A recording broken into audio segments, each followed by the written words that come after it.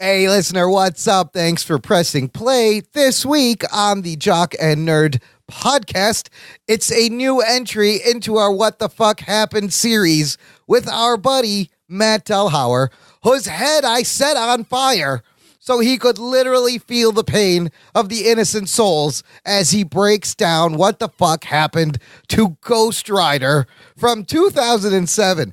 Get ready for a lot of finger pointing and bad dialogue as Nic Cage tries to pay back the IRS. All in this edition of the Jock and Nerd Weekly for Thursday, March 7th, 2019. Hi, this is Gilbert Gottfried, and you're listening to the Jock and Nerd podcast. Why? I don't know. Check one. All right, this is for all you fans out there. Let's give it up. We talking, we nerded, we funny, disturbing. We talking, we nerded, we spoiler alert.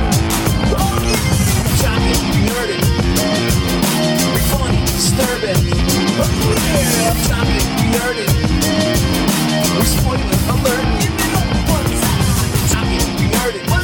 Hello, what's up? Thanks for joining us this week, listener, and welcome to the Jock and Nerd podcast, where we give you comic book and superhero TV and movie news, reviews, and whatever we choose. Jock and Nerd. My name is Imran. You're going to leave me hanging, aren't you, Ruggs? I'm peeing right now. Ruggs, you have to play the Jock's role this episode because Anthony the Jock is not here. Should we start over again? No, here's your cue. My name is Imran. And my name is not Imran. It's Rug Boy. Very good. He's the Rug Boy. And he's a nerd. All right, we got through that. That wasn't so painful. Ruggs, I told you to pee before we start recording. I forgot Anthony wasn't here. How could you forget? Do you see any sexy abs When anywhere?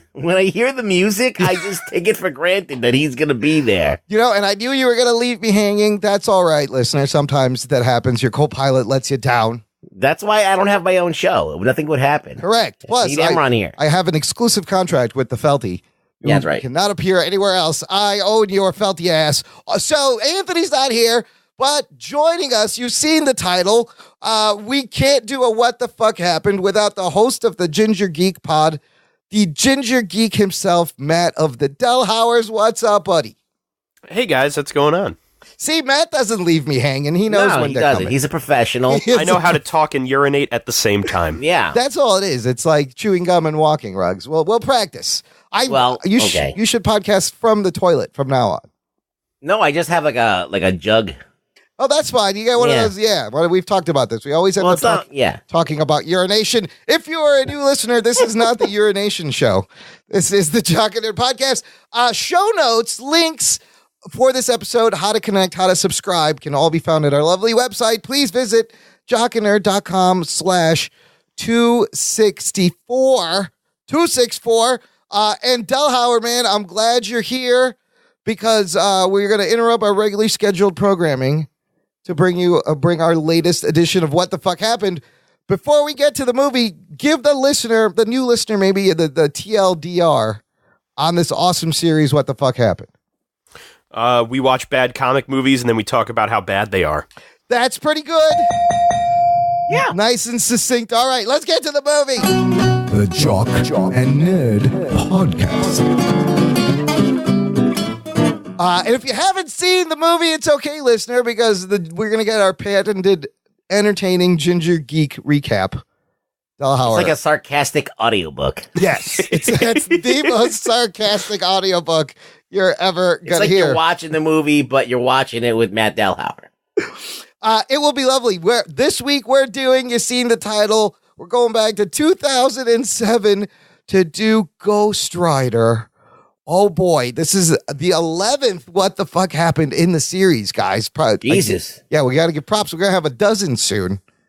And Delhauer, you still have not lost your sanity. I'm pretty sure I am aging quicker by doing this. I think it does add 5 to 7 years. You might as well smoke cigarettes because this is what it does.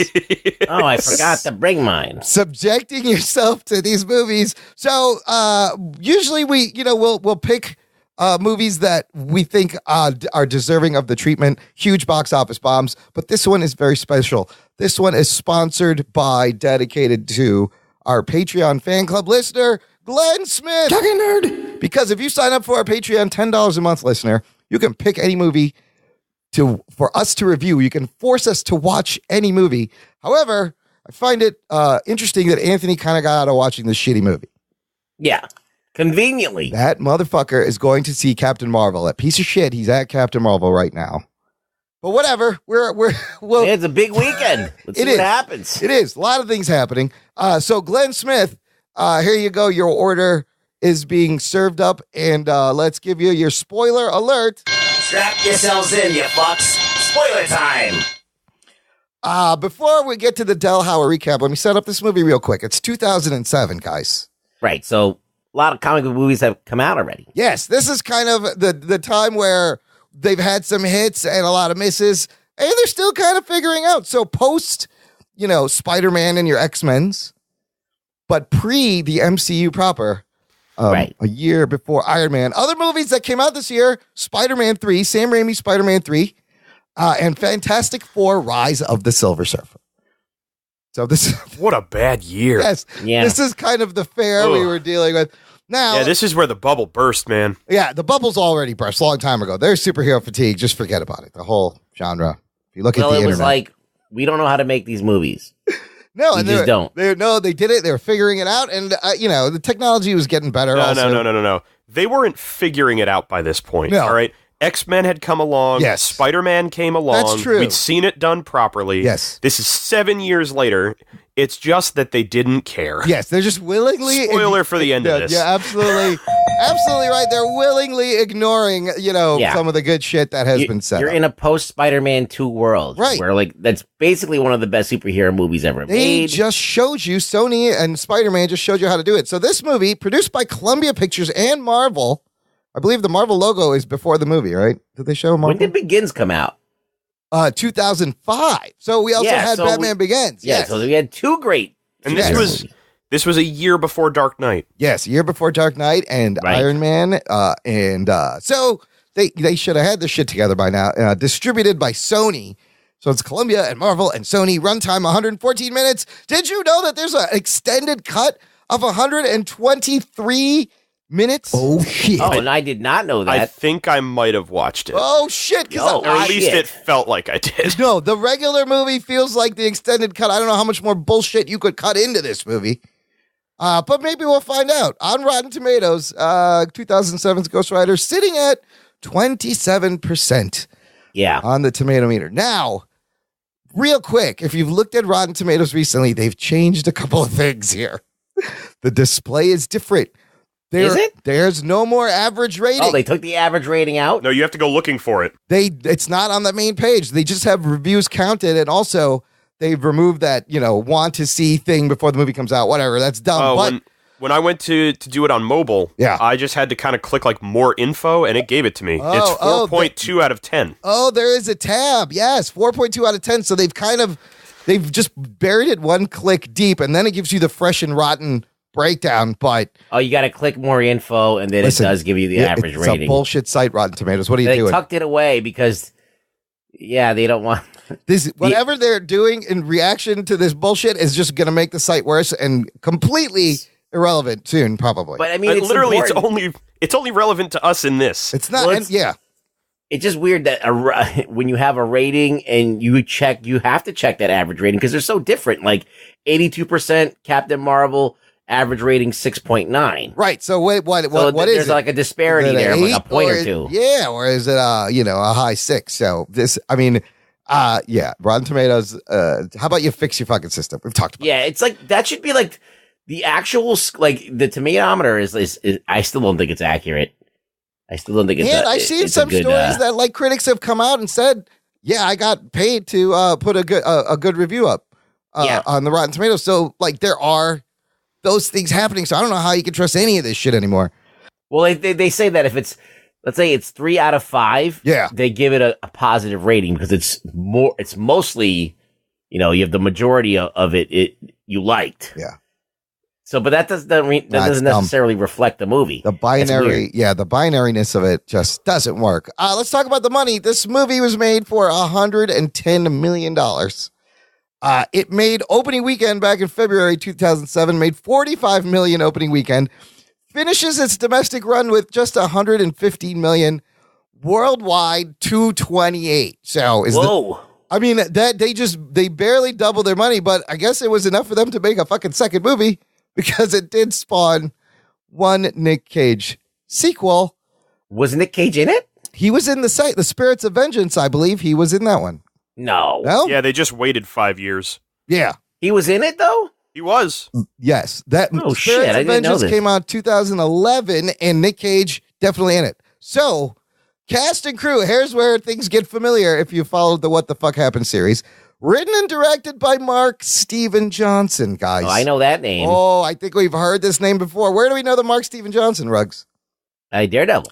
Yes, the movie before this brought us Daredevil, wrote Elektra, and wrote and directed. So he's ruined like three decent characters. Three Marvel characters. Three Marvel characters. Imran, Welcome. do you have like a toilet flush sound you could play here? Cue flush sound. Okay, I'll put it in right there because that is what we're going to get into. So there's the movie Delhauer. Before we begin, I reached out to Nic Cage. Surprisingly easy to get a hold of. He's not on cameo.com. That would be great. But he sends some words of encouragement for you before you begin this journey. Thanks. Thanks for doing this. Keep it real. Think slow. We should get through just fine. Good advice. Now, Wow, yeah. Can I guess the movie that's from? Yes, what movie is that from? Gone in 60 Seconds? Ding, ding, ding. Oh. See, we're going to make a game out of this because not only do I have, I will be accompanying you, Delhauer, with Nic Cage clips from a variety of movies. We also I came up with a Nic Cage game to play at the end of the show. Talking nerd. Oh. It's going to be a lot of fun. So, curtain opens. I got my popcorn. Here's the Marvel logo. Take it away, Delhauer. Okay. So, first off, fuck you, Glenn. All right, now we'll start.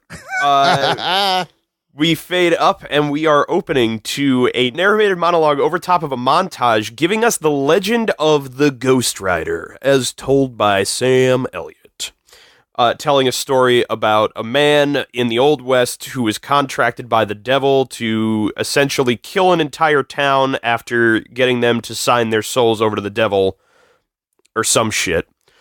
And after that happens, he decides that, you know what? I done did wrong. And he rides off faster than the devil to keep the contract away from him. And we cut into our opening credits, which is a whole bunch of CGI fire motorcycle jumps from first-person view, which then brings us, after that, into our main story. I am not going to be giving anybody their actual name, because outside of maybe Johnny Blaze, I didn't care to learn any of them. Well, here, look, real quick. I forgot to go over the cast. In the beginning, you're going to meet young Johnny Blaze, played by Matt Long. Brett Cullen is playing his father, Barton Blaze. Peter Fonda is in this, who was in fucking Easy Rider. That's right. Your father would be very disappointed, Peter. Donal Logue, love the Donal Logue. You got Wes Bentley, and that's pretty much your big cast. You say Eva Mendes. Well, and And Eva Mendes. Yes. Right. Yes, thank you. will The be second seen- lead in the movie, Yes. Imran. I forgot Yes. about her. It's Sam. The question that I have when it comes to the casting of this movie, Yes. do you think they approached Dennis Hopper to play Mephistopheles first and then settled for Peter Fonda? Probably. I mean, I think that Peter Fonda's the bigger get, though. Maybe. I don't know. I think he is. He's the bigger name, but I feel like Hopper would have been the better choice. I feel like Maybe. Hopper would have been way crazier. He would have like chewed up the scenery a lot more. You know what? I guarantee you they probably didn't go after Hopper because they're like, we already got Nick. We can't That's too handle much. two of these. There's too many people. Peter Fonda should have done this whole movie as Jack Nicholson. I thought that would have been entertaining. That would have been good. Yeah. So we meet young Johnny Blaze, henceforth will be known as young Nic Cage, as he is working at a stunt show at a carnival somewhere in Texas. and this is the Texas that looks exactly like Australia. I wonder why. There's a lot of that in this movie. Except for the one shot when he's with his girlfriend, young Eva Mendes, at a tree near a sitting rock, surrounded by lilacs in the desert. That shot is one of my favorite terrible CGI moments. And there's a lot of them in this. Oh, yeah. So he's showing off to the crowd, doing a bunch of wheelies in order to try and impress his girlfriend. He almost crashes and dies, but he recovers. He's fine. And then he gets yelled at by his father, who's basically telling him, like, hey, quit thinking with your dick, or otherwise you're going to get yourself killed. And he's like, but Dad... And that's the end of that Have scene. you seen this chick, Dad? So he then runs off to go meet up with his girlfriend, young Eva Mendes, at CGI Rock, where they talk about the fact that she's going to be moving away to live with her mom because her dad doesn't like Nic Cage. Whoa. Oh, Johnny, you're going to grow up into Nic Cage. My dad hates Nic Cage. My dad doesn't like the fact that when we both grow up, like 20 to 15 years from now, you're going to look 25 years older than me. This guy's a good-looking motherfucker, Matt Long, playing the young Johnny Blaze. What happened? I don't see how he turns into Nic Cage at all. So he goes home to find his dad passed out drunk, looking at the one page in his scrapbook that seems to have all of the good memories, such as when his wife was alive and when his son started doing motorcycle tricks with him. At which point, young Nic Cage discovers, crumpled up in the trash can, a very unprofessional letter from a doctor just outright saying, Dear Jack Burton is his name? Yeah. What the hell's his name? Barton Blaze. There it is. Barton Blaze. I'm going to call him Jack Burton. Jack Burton. Dear not Chris Cooper. Yeah. The guy you think is Chris Cooper, but isn't. Oh my God, Brett Cullen looks just like Chris Cooper. That's who I thought it was the whole time. Oh shit. Dear not Chris Cooper, your cancer is definitely going to kill you in your lungs. Signed the doctor. Is this how they used to break cancer news? Is this a thing? Like, you get a letter, Dear Jack, you have cancer. By, like, telegram? Yes. What the fuck is this? It's just like a scribbled on a Post-it. Your lungs are shitty. Stop smoking. Cancer is there. Love the doctor. Yeah, rough way to find out you got fucking terminal cancer, let me tell you. So, he then runs off and gets he is met by the devil at, like, the tent where they do their stunts, because I guess he's riding his motorcycle to feel better. I think he was, like, polishing his bike or something. Working on it. Sure, that was it. He was masturbating. Okay, and then all of the lights in the entire carnival explode as Peter Fonda the Devil walks past them. And he enters the tent and essentially, because it took like 20 minutes to get to the point, offers to cure his dad of cancer if he signs his soul over to him. Sounds like a good deal. Doesn't actually sign the contract at all. The contract cuts him. His blood drips on it. And the devil says, yeah, no, that's good enough. Give it back. Gotcha. Here's the best part. Yeah. I don't care if you're the devil or not. Having a contract signed under duress, not legally binding. Exactly. That's a good point. It shouldn't work. Boom. Movie's fucking over. Young Nic Cage is such an idiot. And then it turns who's overseeing this? I was gonna say, is there like a bureaucracy somewhere? Let me tell you, the contract law of this movie is bonkers. It's all over the place. Yeah.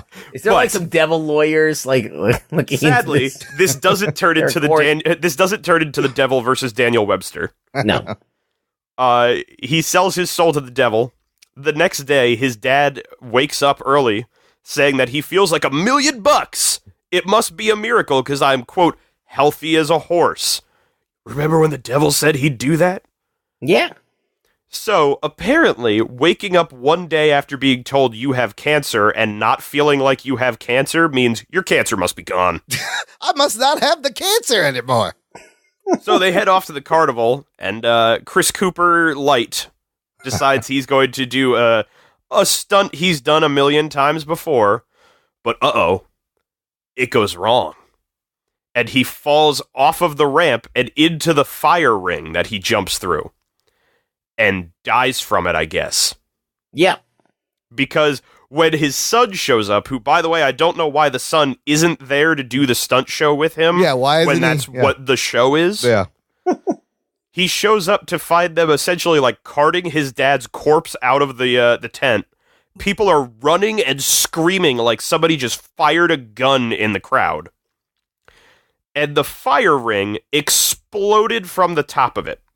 Yeah, I don't know how this happened. I think that they were like writing this movie and then they forgot what they were writing and they just started some at another point. Because literally, and just it's like kept writing. His accident is he just falls off the bike onto the fire ring, and then when young Johnny Blaze gets there, the fire ring like exploded. Yeah, it's like, And he's really not all that burnt up or anything. No. Like, It's what happened to him? It's like, oh God, I don't know what that is. What happened here? So, in a fit of rage, he rides off into the night/dawn/day. Like, the time of day changes depending on the scene that comes up. Yeah, is this Right. sunrise or sunset? So, I don't he goes understand. riding off, and then suddenly it's raining. And he winds up at a crossroad where it seems to be dusk. And at the crossroad, he meets the devil again. Only after the devil makes him crash his bike, where he literally falls backwards to do a power slide, recovers all the way upright, and then falls forward off the bike. And not a fucking scratch on this motherfucker. Oh shit. That would have How does that happen? that would have killed him. Like he comes on his Mark face is clean. Steven Johnson. That's how it That is happened. how So it then, happens. at Anyways. this crossroad, we have young Johnny Blaze standing on the right side of the screen with his feet like 15 feet apart from each other, a crossway pointing at full arm length at the devil. Were they trying to do like a Robert Johnson fucking allegory thing here? Little reference? I think so. Boy. Yeah, the devil at the crossroads or whatever. But literally, it was just like, I feel like this was one of those moments that this had to have been a panel in a Ghost Rider comic somewhere. Yeah, yeah. And they were like, yeah, I want that. Let's do that. But and so it's just him being like, you did this. You killed my dad. And he's like, hey, man, I cured his cancer. I didn't say I wouldn't make him die in an accident. Should have read the contract, though. So that pointing thing comes back a lot of times Well, in the and movie. then what I think it was, Oh, and yeah. I'll touch on it again later on, is I think that the point was a choice that Nic Cage made. Oh, Yeah. yeah. And so the kid was forced to do it to be like, well, it's the same Yeah. character. Yeah. And so he decides that he is going to run off because he refuses to accept the fact that he let his dad get murdered by the devil. And he rides off into the heaviest rain I've ever seen, where he sees his girlfriend just standing under the tree that they always meet at in the pouring rain. And she looks like she's carrying groceries or some shit. Well, they're supposed to ride off together. Oh, okay. Yeah, because like she's like, "Oh, my dad's gonna make his move." Oh, that's He's right. like, "I'm gonna take you away. We're gonna ride away together. We're gonna ride off into the sunset." And then he like And jilts then he her. did. And Bitches her. instead, he just abandons her ass. Yeah, What an asshole. And he rides off where I don't know how he can possibly see with all that rain, no helmet on, No windscreen and like nothing at all. But in that shot, he's barely getting any rain on him while it's he's raining. riding a chopper that would be impossible Yes. to drive in the rain. There's by no the way he'd be able to handle that. Yeah, a chopper in I didn't even think about that. A chopper in the rain, that thing's sliding right out. Yeah, He already slid that thing out Yes, once, yes. and it still runs. Still fine. No scratches. nope. And Then then at we, least bent some of those exhaust pipes. That Yeah. or at least fucked up the front tire or something. yeah. But we now jump forward in time, Yes. and young Nic Cage is now old Nic Cage. Let me play you a clip of how I was feeling so far in this movie using Nic Cage's own words. Let's go, I'm bored, let's go. I felt that a lot this whole movie. Just the fucking fuck is that accent? keep it moving. Want to guess the movie? Ruggs? No. Anyone? have no I don't idea. know. Face Off. Oh, From this the is movie Winscaster Face Off. Troy. Yes. That's right. Jesus. Bird. Oh, Jesus. God damn it, Nick. It's a gift that keeps on giving. I love that movie. So now that he is an adult, he is essentially decided that he is going to garner a career as a motorcycle stunt driver. And somehow, he is like the most popular fucking thing in the world. I think because he never dies, right? Because It's essentially, he keeps doing these ridiculous stunts that he should die doing, and he never does. And people are just waiting to watch him die. He is Evel Knievel if Evel Knievel was immortal. At the same time, they do kind of go out of their way to show that every crowd that is like filling stadiums to see him is like the most trashiest of white trash. They're just there for the bloodlust. They want So to see him it's fucking essentially the idea that he is a rock star to the Bible Belt and below. So he's about to do this jump where he's going to jump over like 75 trucks with like 4 feet of off-ramp. And he launches... At first, we get this really close-up shot of his eyes inside the helmet. Oh, yeah. As he's repeating to himself that he can't live in fear. You can't live in fear. And so then he goes to make the jump.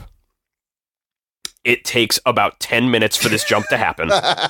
Because it's slow motion. Yeah. We get more close-ups of his face. He totally fucking biffs the landing. This is probably...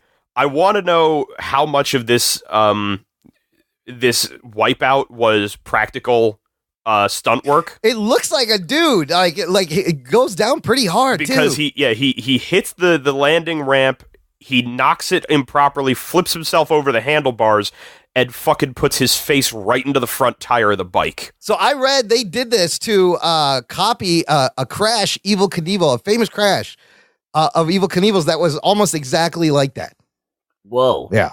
He eats it, slides all the way across the dirt against like the side wall in front of the crowd. His crew, including Donald Logue and a bunch of other no-names, all come running over to check on him. He makes a wise crack about not being dead. They immediately take his helmet off and put the douchiest of douchebag sunglasses on him. And they pick him up and he walks away waving to the crowd. I think he has to have his Elvis TCB sunglasses in every movie he's in. Yeah. I think it's part of the writer. So we then, during yet another unbelievably heavy rainstorm, have him on his tour bus with his crew heading off to whatever his next, I guess, big stunt is going to be, where Donald Logue is essentially telling him that he needs to accept the idea that an angel is looking out for you, man, because you never die. And of course, we get one of those little, funny quip moments of like, yeah, I guess it's something like that. But we all know it's not because it was the devil. Ha ha ha. Here we get introduced to the first major difference of Johnny Blaze from the comics to this movie. In the comics, Johnny Blaze is known for being essentially a functioning alcoholic. Oh, right. In the movie, he refuses to drink. Yeah. He says something along the lines of, alcohol freaks me out or something like that. And instead, he eats jelly beans out of a fucking martini glass. Oh, shit. This confused the shit out of me. And this has to be another Nic Cageism that he's like... It is documented that this was a choice Nic Cage made. Oh, Nick is like, I think Johnny likes to eat jelly beans out of a martini. Yeah, that was weird. It's this weird thing where for some reason and he they felt never like... go back to it. Well, no, they go back to it once. Yeah, he does it twice in the movie. You see it. And for some reason, the jelly beans are the color of fire. Oh. Red and yellow. That's right. Because fire themes throughout this whole fucking movie. Yeah. Number 2 is the fact that he doesn't just eat them out of a jelly bean or out of a martini glass. He drinks them out of a martini glass. Yes, he doesn't reach into the glass and put one in his mouth. He brings the martini glass to his mouth like it's liquid. So once we have established that he loves him some sugar beans, and as well as funny monkey movies. Yeah, he's watching the weirdest shit also and weird cartoons. Like, what is going on?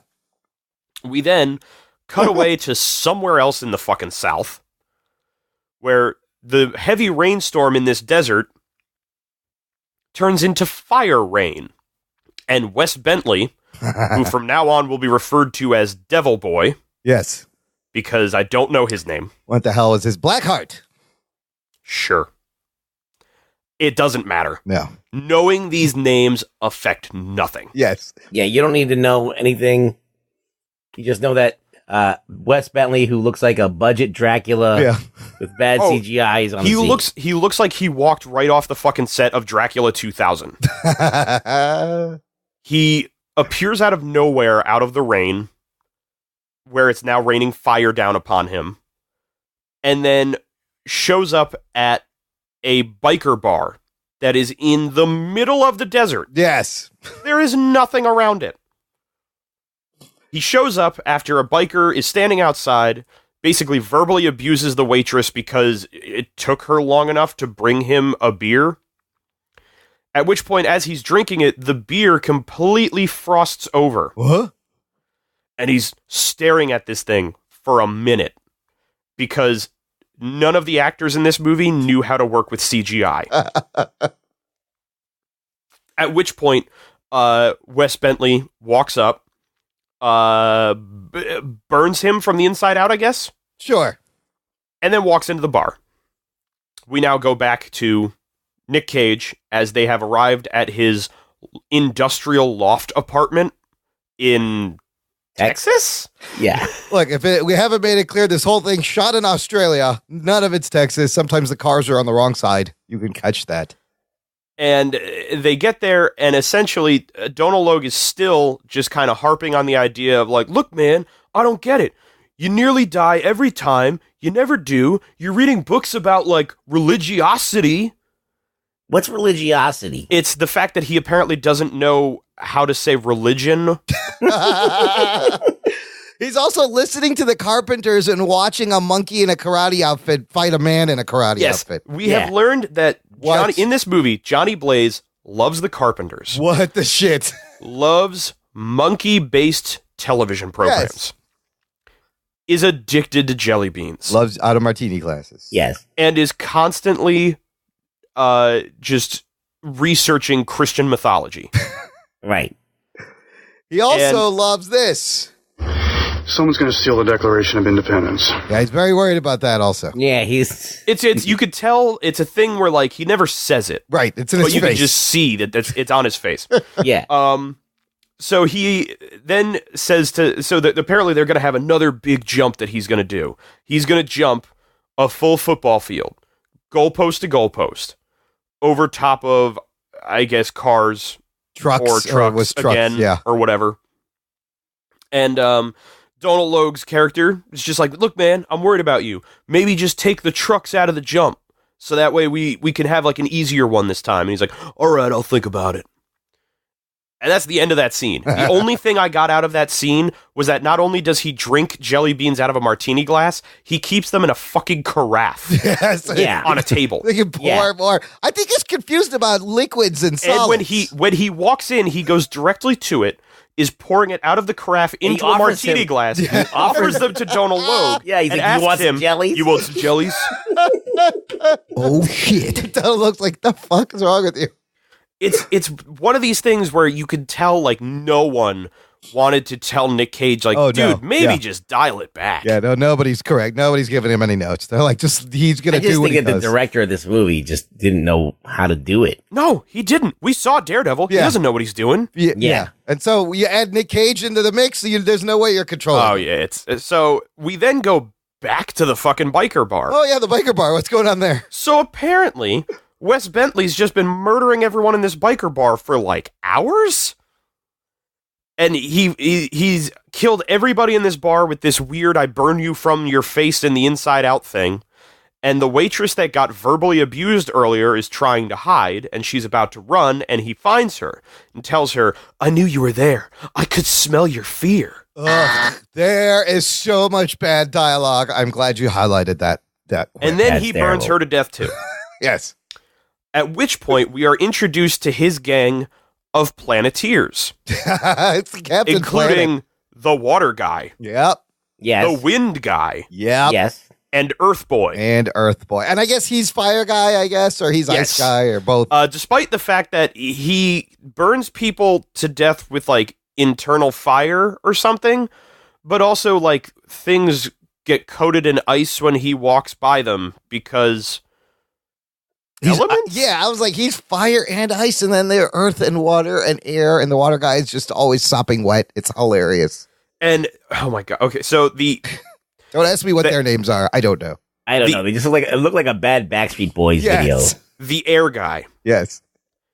Is the most baffling character / costume design I have seen in a film ever. So is the air guy, is he the one that had the really bad dread wig? Or he's the one that had the terrible dread wig. Yes.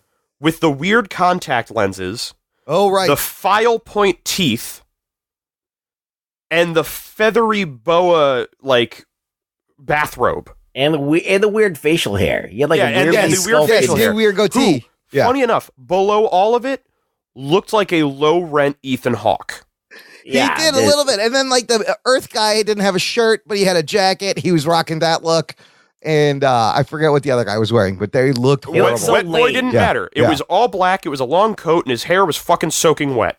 Lame. Yes. Oh, that came back. Yeah, put that back in its out. Oh, okay. So that was gone. We now meet the evil Planeteers, who are here to do something.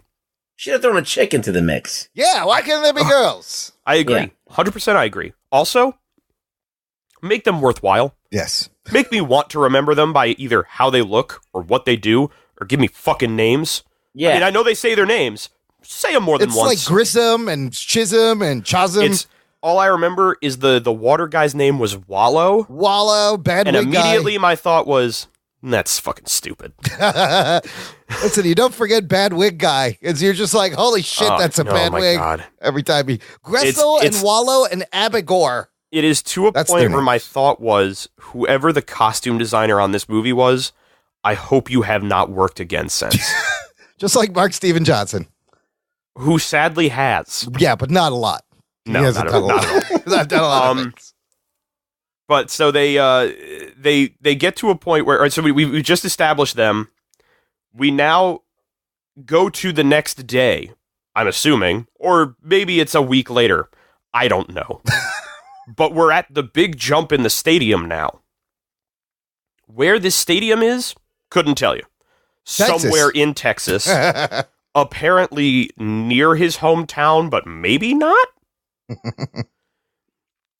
And he's getting himself ready for this jump by standing in the green room, listening to the Carpenters, with his sunglasses on, talking to himself in the mirror, wearing his very tight-fitting leather biker outfit, and carrying a pimp cane.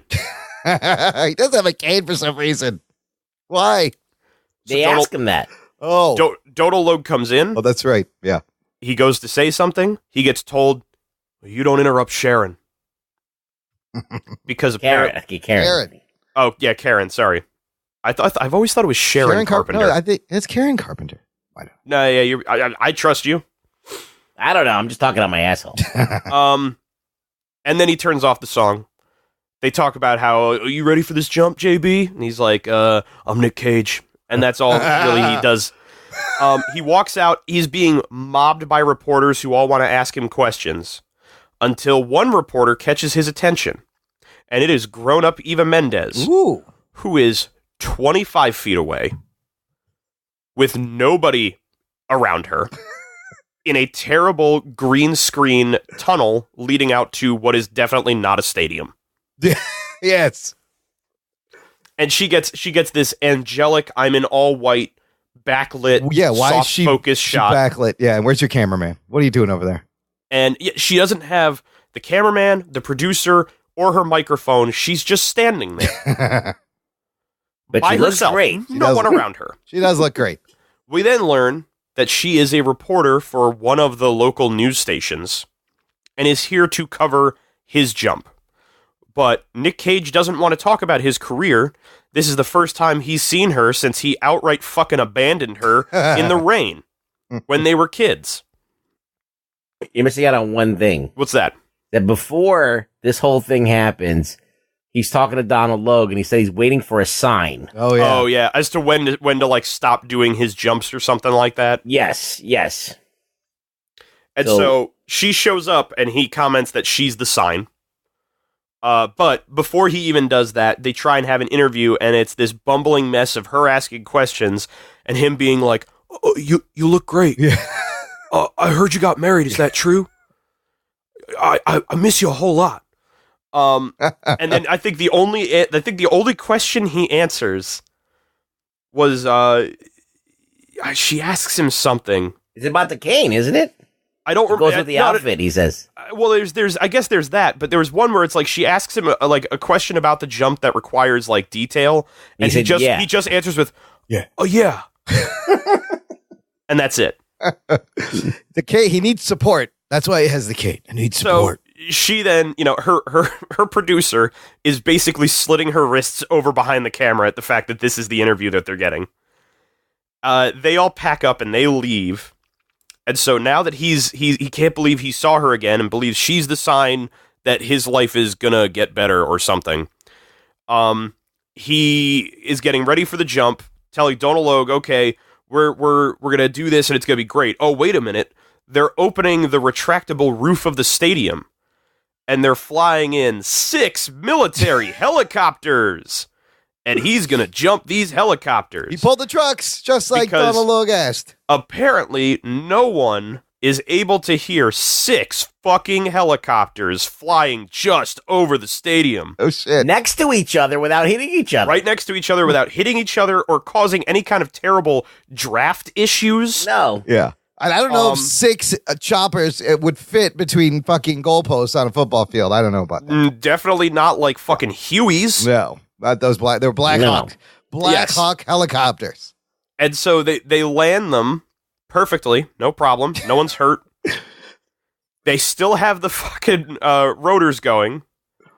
And Donalog asks him, why the helicopters? And he goes, something my dad always thought would be cool. Yeah, they cut back to like his dad saying yes, he wanted we cut back to a conversation he and his dad have where his dad's just like, I want to jump over a helicopter. And then it immediately cuts back to the present. And I'm like, oh, I'm glad we're doing the Arrested Development style of storytelling. Yeah, no shit, it's like a Family Guy cutaway. Oh, what are you doing? And so, as Donalog's trying to give him a pep talk about doing this, he just fucking takes off and does the jump. And he makes it. 360 feet, apparently. Still takes him like 5 minutes to get over them because now we're in slow-mo again and we get the close-up on the eyes. And this is like the 3rd fucking stunt jump we've had in the first 45 minutes of this movie. Let's go, on board, let's go. Easy there, Nic Cage. He lands the jump, rides all the way up the ramp where it brings him up to like the concourse of this stadium, and he fucking takes off. And he now is booking it down the highway to try and chase after Eva Mendes. Specifically because just before he jumped, he makes a comment to Donalog of, they're probably on the freeway by now, right? Tracks her down, riding alongside her. Now, here's one of my favorite things. Because they need him to have a conversation with her, he's not wearing a helmet during this entire exchange. This is so great. When it comes to a point where there's actually stunt motorcycle work going on, they terribly CGI his face onto the stunt performer. No. Yeah. Oh, yes. I missed that. Yeah. Holy shit. Wow. I noticed it was CGI too, but... Wow. So he catches up and he's like riding the bike where he's sitting on the handlebars and doing a wheelie and being like, we should meet up. She's trying to ignore him. But for some reason, like, we know almost nothing about Eva Mendes' character in this movie, but she is like a bumbling fucking mess of a person, it seems. To which point it never plays to like a good reason. The most I could assume is that apparently him abandoning her when they were teenagers, like, ruined her life. What the fuck? Like, it fucked her up. Yeah. I didn't know you could have a conversation while you're on a motorcycle running with a car and be able to talk over that. You can. That's amazing. If you're in a Mark Steven Johnson movie. Yeah, it's amazing. So they have this conversation where he essentially makes them stop the car by getting in front of them and just sitting there. Almost gets hit. He then forces himself onto Eva Mendes. And then after just like kissing her out of nowhere, sexual assaulter Nic Cage asks, "Will you go on a date with me?" And she says, "No." And then says, "All right, fine. We'll go to dinner at some restaurant, 8 o'clock tonight. Don't be late." And he starts jumping up and down and hooting and hollering like a moron. And then this whole time, by the way, so Nicolas Cage drives the bike in front of the car till it would stop, right? So she can get out and talk to Eva Mendes. And then, which causes everybody behind this car to stop, but nobody like leaves. They all just stay stopped. It is a multi-lane highway. Yeah. And everybody in the right lane is just sitting there. Yeah, until it just apparently makes no sense. They all come to realize, oh my God, it's Johnny Blaze up there. Oh, they start walking So up. now a crowd of like 40 people come running up to him like, "Oh, Johnny Blaze, give us your autograph." Whereas, I don't know if maybe it's a Texas thing, but in the New York, New Jersey tri-state area, I don't give a shit who it is that just stops traffic. Someone would throw I'm their going to urine at slam you. my horn, Get the call you a fuck douchebag, and out go of around you. the street. This is a sign, Roxanne. Like if a car dead stops on the highway, people just go around them. Yeah. Yeah. You don't just sit there and watch. By the way, even though they were able to stop just in time to not hit him, their van would have gotten fucking rear-ended immediately. Yeah. So we now cut to that night where Eva Mendes is sitting at the restaurant they're going to have their date in, orders a glass of wine, checks her watch. Apparently he's late. And he's late because Nic Cage is at his loft apartment still, in the bathroom, talking to himself in the mirror. He is dressed in the outfit I assume he was going to go on his date in, which is black leather pants, a black t-shirt, and his black leather coat. Stylish. Yeah. Very Nic Cage. He is essentially trying to psych himself up about going on this date because this was the woman of his dreams. This is a sign. Life is going to get better. And then his motorcycle drives out of his apartment by itself. And he goes, "Huh?" And follows it outside. Or at least follows the oil trail it leaves outside. Where he's confronted by Peter Fonda. Oh, yes, Peter Fonda. And Peter Fonda lets him know that Devil Boy and the Planeteers are on Earth. And they are doing bad stuff, I guess. And there's more pointing. There's more Nic Cage pointing. And Nic Cage points at him, and he does the big full body point. And tells him basically, "Get out of here, Peter Fonda." And Peter Fonda says, "No, you're going to go beat up these guys for me." And suddenly, Nic Cage finds his motorcycle shows up and picks him up and drives him away. So fast that the ground is catching fire behind him and everything around him is melting and exploding.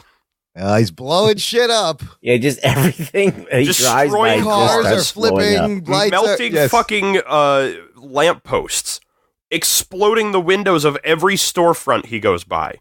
He fucking kills a motorcycle cop. He blows by him, yes, and the billboard explodes for some reason. The billboard explodes. Yeah. He flies like 40 feet off of his own bike. He didn't die. He's fine. He was fine. Sure. He's fine. Sure. The billboard caught fire because of force, Imran. I don't know. That dude is dead. Okay, maybe he is dead.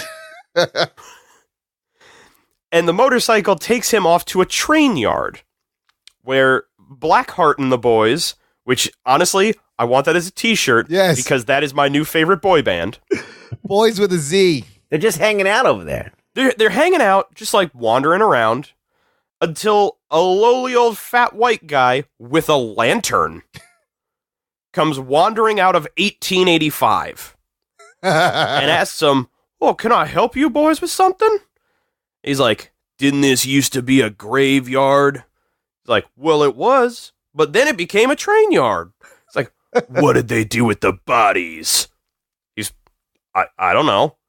"Well, then you're useless to me." And he does the whole burning him from the inside thing, because this is the only trick he has. He's apparently an all-powerful demon, only fucking thing he has. Well, he's got that weird flickery face. Oh, yeah, he's got his anglerfish face that he does. Oh, the really cheap superimposing a skull over. So bad. Yeah, or it's the horrible. really fucking bad modulation effect they put on his voice. It's the lamest fucking special effects on him. Yeah, it's pretty bad. Lazy. So they kill the fat old train yard conductor. He had it coming. And Nic Cage gets brought into one of the warehouses in the train yard, thrown off of his motorcycle, and we now get the batshit Nicolas Cage transition from Johnny Blaze into the Ghost Rider. Yes. If you're looking for a movie with Nic Cage screaming and writhing a lot, this is that movie. It's not just screaming and writhing. He is maniacally laughing the whole time this is happening. This is the idea. The most I could assume is that he figured turning into the Ghost Rider drives Johnny Blaze insane. Yes. I just think and he's doing Ash from Evil Dead the whole time. But the whole time, all I could think was Johnny Blaze was already insane.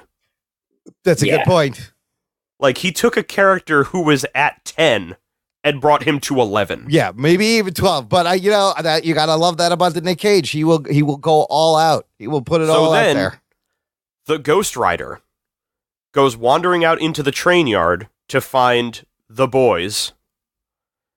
And as he is doing his full body point at Blackheart, more pointing, he gets hit by a fucking truck. Being driven by Earthman. He's the only one who has a license. He's the only one. He gets stuck in place because Waterboy turns into a puddle, I guess. Right, and grabs his foot. And then he gets hit by the truck. Yeah. Earthboy knew how to drive stick. At which point, he gets out. They all gather around Blackheart. Ghost Rider shoves the truck out of the way, comes wandering over, pulls a chain that he grabbed from somewhere, whips it around, wraps it around Earthboy, who, by the way, if you watch the scene where he's whipping it in the air in order to wrap it around him, if you look at the dude playing the demon guy, he's standing there with his arms pinned to his side like he's already tied up. Yeah, like he's waiting for it. So he's just sitting there writhing like he's tied up, waiting for that moment to happen. Yeah, it's bad CGI flame. Although I love the chain on fire. The chain he lights on fire. Yeah. And that kills Earth Guy. All right, one down. Gone. One fire down. chains beat dirt, I guess. Also, bring me the big knife. I'm going to cut my throat. Yes, Nic Cage, you did well. And that's one down. The rest of the crew fucks off. So there's 3 left. We're now down to 3 of the boys. Nic Cage, Ghost Rider, walks over, touches his motorcycle, turns it into a big, scary, evil motorcycle, which also incorporates chains as part of its aesthetic, despite the fact that he just found that chain. Like, that wasn't his chain. It was destiny. It was meant to be. Hey, you forgot how he calls his motorcycle over. One of my favorite he whistles things. at it. Yes, He whistles at it as a skull. A skull who has no lips is not only talking but can whistle. Magic, I guess. I don't know. Devil magic. You can do anything you want when you have a flaming skull. I gotta say the bike looks fucking cool though when it Ghost Rider's out. It's completely CGI, but it looked cool. Oh yeah, no, yeah. It's the design of it is pretty. It's cool looking. It just looks. It's 2007 cool looking. Yeah, it just looks really fake. Meanwhile, the whole time this is happening, Eva Mendes is still at the restaurant waiting for him to show up. And drinking. She is now more than a bottle full of wine deep, drinking a full glass of wine with 2 hands, begging the waiter to tell her she's pretty. And he doesn't. And he shrugs and walks away. He's like, yeah, right. Whatever. And I thought, this is the moment that proved to me this movie hates her character. Oh, absolutely. She is not here for any reason other than to constantly get shit on for 2 hours. Wear tight clothes. That's pretty much it. Yeah. So he then rides off on his super cool bike now, where he comes across a mugger holding up Rebel Wilson at knife point. Rebel Wilson cameo. I love it. She sees that she is being saved by a dude who is a fucking flaming skeleton in a jacket. Doesn't freak out. Just goes, thank you, and runs away. Yeah, like everything's normal. The guy, the mugger, sees he's a flaming skeleton in a jacket, and his first thought is, I'm gonna fucking stab it. Let me pull out my knife. This'll work. Let me stab At it in the which shoulder. That should work. He's a I'm skeleton. going to stab it in the shoulder. Yeah. Doesn't do anything. At which point, he grabs him, looks him in the face, tells him that his soul is stained with the blood of the innocent. Oh, hold on. You better believe I have that. Your soul is stained by the blood of the innocent. Is that Nic Cage doing the voice? I think it is. You think it is? Oh, all right. So when they filmed all of the Ghost Rider stuff, Yeah. Nic Cage did all of the mocap for it. Oh, okay. All right. To the point where I would have to see if I could find it again. There was a video floating around that was behind the scenes footage of him doing it. It's him in a suit where he is bug-eyed and just grinning with his teeth out Holy because shit. to him that means I'm a skull now. I'm a skeleton. I got to do this. Wow. He's like, this is how skulls talk. They don't have lips. I gotta talk like this. Like, I thought he looked cool, but his head is too small for the body. His shoulders are fucking huge. Yes, it looks weird. It was not in proportion. So then he gives him the quote-unquote penitence stare, which is Penance stare, yes. penance stare. Thank you. Penitence, totally different thing. The penance stare, which is legitimately a thing from the comics of Ghost Rider, It it's is, a power yes. he has, Yeah. where he burns your soul for having you basically relive all of your sins at once. You feel all the pain of the people you've like killed or caused harm I to. remember when they did this in 1994 in a movie called The Crow. Yeah. Yes, I liked it the first time I saw this. So he does this to this mugger. The mugger falls to the ground, his eyes looking like they have been burned from the inside. And then he blinks because this motherfucker is still alive. Yeah, I don't think he's going to be doing well after that. He looks all right. He'll shake it off. Last we ever hear of this guy. So then he goes home. Oh, no, he doesn't go home. I'm sorry. What he does is he drives off into the night until it's just about dawn, where he rides up into the graveyard that his father's buried in. And he goes crawling over to his father's grave, and while he does so, the sun rises, and he goes turning from Ghost Rider back into Nic Cage. Back into crazy Nic Cage. Was this a thing in the comics, in the light, in the dark? I don't remember this. Don't know. I think that they tried something like that, but I don't think it lasts. I think that Ghost Rider could be Ghost Rider no matter what time it is. Yeah, they just put in straight up vampire fucking laws on They did Ghost that Rider. with the Hulk, too. They tried to make the Hulk like a nocturnal thing. Oh, yeah. I think ultimately what it boils down to is the one good choice that Mark Steven Johnson made. Yes, let's not show him in the daylight. Was realizing that Ghost Rider already looks ridiculous. Yes. Let's not have him walking around in the daylight. I like your hypothesis. It's probably true. While he's there, essentially crying and writhing on the ground at his father's grave, he is then met by wise old Sam Elliott, who, does he knock him out? No, he like passes out. Doesn't he like wake up? Okay. In Sam I don't Elliott's remember. care or I was something? going to say, I don't remember if he passed out or if, like, Sam Elliott knocked him out.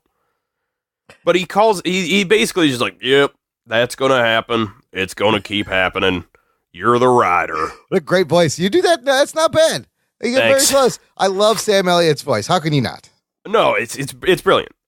He's great. I could have him narrate fucking anything and I would love it. At which point he then tells Johnny Blaze the whole, history of the Ghost Rider that he told us at the beginning of the movie. Tells him, obviously you are the Ghost Rider. You've sold your soul to the devil for some reason or another. He came to you with a deal and it went sour. Hey, by the way, come back into the building that I had you sleeping in and let me sew up a wound you have that you shouldn't have because you were a fucking skeleton. Yeah, when you got stabbed, why? And then it's more inconsistent later, as we'll see. But this is that great line where he's like, my head feels like it's on fire, but I'm all right. Yeah, it's how you feel. Well, my skull feels like it's on fire, but other than that, I'm okay. So bad. So bad. So this movie is written terrible. It's the worst. Get every single kind of way you can write a movie I don't know bad. if it's like worse than Catwoman dialogue, but they're both like the worst dialogue. It's not that like it fights for it. Yeah. Catwoman is terrible in a whole other kind of way. This is kind of like, as I said before, like they started writing something, then they went to take a piss, and then they forgot what they were writing, And they just kind of kept writing and never like stop and think, does this match what I just wrote? Here's everyone in the audience. It's just all over the place. Here's everyone in the audience watching this movie right now. I need you to get me out of this. What everybody's thinking. So Yes. while he's learning about what the Ghost Rider is, Eva Mendes is trying to be a reporter trying to be like an investigative journalist for like 2 minutes when she shows up at the train station where the police found the dead train conductor guy. One of them finds the skeletal handprint that Ghost Rider left on one of the trains because his hand burns through metal. Sure. Which immediately tells me, how does he ever touch anything without just melting through it? And sometimes he's wearing gloves on top of those fiery skeleton hands. How does that work? And she gets shut down by the cops, who basically tell her, like, you suck and no one wants you here. Get out of here. She's like, fuck, he's right, and leaves. So then we also find that they are investigating the wreckage of the one street in town that he blew up while riding his bike through it. And it is to the point where there is a fucking divot in the actual cement. It's a groove in the road. Where his bike completely ripped up the road. It's amazing. Cars are blackened. Windows are destroyed. Everything is burnt and bent over. And she's interviewing Rebel Wilson. Rebel Wilson saw all of this. And she tells her whole story about getting saved by this guy who, like, had a head that was a skull and it was on fire, but like he pulled off that look. And all I'm thinking is, what is this world where this is just like a Thursday night? Yes. Yeah, like his skull was on fire, but I think he looked good in it. And He's rocking that look. So Eva Mendes is giving the look to the camera the whole time of like, can you fucking believe this shit? He's crazy. And all I can think is, this is your job. Yeah. You are the one they send out to interview this bullshit. Make it work. You have to recognize that this is where you are, and instead of making faces at the camera, just don't even do the goddamn interview then. Come on, Roxanne. And one cop finds a license plate that is twisted and burned, but apparently is from Johnny Blaze's motorcycle.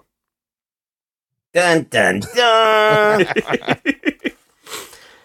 We then cut back to him being back in his apartment, where he is wandering around in a towel, because you know for a fact that if Nic Cage got himself some fucking abs, he gonna show off some fucking abs. I heard that they were CG'd. Oh, what? Funny enough, that is a rumor that went around for a while. Shit. Wow. They were not.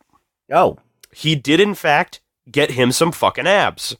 Well, he's in good shape in this movie. He's very thin. Yeah, he does. And that's the thing. He looks good. He then uses this moment while he has his shirtless scene to make faces at himself in the mirror to look like a skull. Yeah, because he's a fucking weird Nic Cage. Because some great Nic God Cage. damn it, Nic Cage. He does the piggy oinky face because that's what skulls look like. Because that's what skull noses are. Yes, that's what skull noses are. And then he decides to start reading his book about religious stuff, and in it tells him how to control fire? He's reading like Faust and shit? What is he doing? Yeah, the religiosity book. The thing that I love is in this whole movie, whenever anyone takes a look at these books, no one ever actually reads anything because all we are ever shown is just fucking pictures. Yeah, they just so the most I guess is that they look at the picture and they're like, hey, this picture matches a thing that I was looking for. Must be what I'm talking about then. I need to find the page with the glowing skull. They didn't find that page, though. No. Everything else but that. So, before I realized before he's at his apartment making a whole bunch of faces, he shows up when she's doing her interview. Oh, right. And he's essentially trying to ask her to, like, forgive him for not showing up at the date. She's telling him, no, fuck you, there's no way, I can't believe you did this. Maybe it was a blessing in disguise that you left and I never had to deal with you. And my thought was this. You see the road around you, right? Yeah. You've had stories about a dude burned alive from the inside out that was found at a train yard. She cannot put this two and two entire together. street exploded. Yeah. This is not connecting to you, Roxanne? You're going to tell me that the fact that he didn't show up to a date, maybe it's because, I don't know, the city was on fire? But no, it's his fault. How dare he? She's not very good at her job. So she basically tells him, hit the bricks, bum. Johnny. Well, she had a cell phone, right? Yeah. She could have called So him. she could have called him. They could have called each His other. phone probably burned up, though. How do you use the phone? I don't think they exchanged numbers. No. Which, by the way, bad move. Yeah, if you're going to make a date with somebody. So he wanders off, and then that's when we get to the scene with him standing near naked in front of the mirror making faces at himself, reading a book about religiosity and learning how to shoot fire from his hands. Trying to talk to the fire element. I'm trying to reach the fire element inside me. And as he's doing this, she shows up at his apartment because apparently, despite saying, I'm glad we broke up and I never saw you again and you're a garbage human being. Yeah. We still need them to be a couple for this movie, I guess. So she shows up to apologize. Oh my God, this is so bad. Why are you here? And it's basically just like, look, I'm sorry. And all I can think to myself is, I guarantee you after she was like, I don't need you, how dare you? The first thing she thought of was, I was really drunk and demanding a man tell me I'm pretty and he still said no. This guy is probably the only guy that will sleep with me. I need to go say I'm sorry. Because this movie hates Eva Mendes. Probably. It really does. And so she comes up and she's like, oh, I'm sorry. I didn't mean to talk to you like that. You know, what happened? Why didn't you show up? He's like, well, you wouldn't believe me if I told you. And she's like, maybe I would if you told me. And so he tells her that he's Ghost Rider. And she says, all right, well, fuck you. That was the stupidest thing I've ever heard in my life. I can't believe I came here. Goodbye forever. And leaves. I work for the devil. I'm the rider. He is immediately arrested by every cop in that town. Yeah, how did that happen so quickly? They found his license plate. They found his the license plate from They the tracked him back to where he place. lives. Yes. Yeah. But on top of that, you're telling me that you needed like 19 cop cars filled with at least 3 cops to show up to arrest this dude? Take one guy. Yeah. Well, they don't know what they were getting into because they found that thing and they found all that shit fucked A up. lot of and they- damage. My don't other know. feeling is this. How do you know that this license plate somehow means he's responsible for what happened? They don't. This looks like a goddamn earthquake hit, Yes. Yeah. and they're arresting him for it. Who wrote this movie? So he gets brought into the police station where he essentially is telling them, you guys have no idea what's going on. You shouldn't be keeping me here. And they're like, well, we're going to put you in lockup. And that's it. They bring him down. They put him in the fucking holding cell. And this is where we get one of my favorite movie tropes of all time, which is every person being held in the holding cell at a police station is a violent sociopath. And they're all in the same cell together. And they're all completely fine until Nic Cage gets Yeah. there. They're all just hanging out. Yes. No problem. Just chilling. And then Nic Cage gets thrown in, and he's sitting there going, no, don't put me in there with them. Don't put me in there with them. And everyone's like, oh, maybe you're having a mental break, or maybe fuck you and get in that cell. Someone's going to steal the Declaration of Independence. It's not going to help, Nick. It's not going to help right now. So he's in there, and suddenly they all crowd around him, and one guy says something along the lines of like, hey man, I bought a ticket to go see you do a jump to watch you die, and you didn't die. Fuck so I you. want my money back, bitch. And then they all start kicking the shit out of him. And then he freaks out, has another one of his crazy laughing fits, Yeah. and turns into Ghost Rider again. And he knocks a bunch of people all around this cell. He steals a dude's coat. He makes it magically grow spikes out of it, That's awesome. as well as Yeah. the gloves he got from somewhere. That's Yeah. spikes come out of the gloves. Because that's how he looks like in the comics. Yeah. So. Exactly. Why, don't worry about explaining it. It's magic. He tells the one kid who's like under the age of 40 in this cell Yeah. that he's innocent. Innocent. If you couldn't tell by the fact that this kid says nothing, looks terrified to be there, and hides in the corner while everybody beats the shit out of Johnny Blaze. And then he just bounces. Yeah, then he just And so then he turns around, he melts the bars off of the cell, just walks the fuck out. It's kind of badass. Like, why did he even acknowledge this kid? That's what I was asking myself when I saw it. I was like, it's one of those things where it's like I guess they're trying to establish that he only Ghost kills, Rider doesn't just hurt anybody. Yeah. he helps Santa Claus too. Like he knows who's good and who's bad. Yeah, exactly. Here's one of my favorite bits I didn't talk about with Sam Elliott and leads up to the upcoming scene. Sam Elliott makes a comment that Blackheart and the boys are not able to walk on consecrated ground. On hallowed ground, yes. On hallowed ground, Very that's important. And that's why he stays on in the cemetery, in that building, because it's hallowed ground. They can't come after him. Makes sense. He's like the devil. Great. As Ghost Rider is escaping the police station, Blackheart and the two other boys enter a church with no problem. What the fuck? I need you to get me out of this. What's going on? You just said set up for some rules and follow your goddamn rules, movie. And demand to know, I guess, where the MacGuffin is from a priest. We then cut back. Ghost Rider has now left the police department. He has whistled for his motorcycle to show up. It's sitting there waiting for him. A cop comes running out after him, tells him, "Hey, you stop!" And as he runs up, he smacks him in the face with a nightstick, knocking his jaw loose. Knight Rider. David Hasselhoff. Kid shows up. God, I wish it was Knight Rider. Michael. Ghost Rider puts his jaw back, does his full body point like he's going to do something to the cop, then gives him the Dikembe Mutombo, not today wave of the finger. How many points are we in so far? There's at least 4 or 5 points have happened. We're at 5. Yeah, he's constantly pointing. My question is this. He basically makes it seem like he will go after anyone who has done harm to people that didn't deserve it. Okay.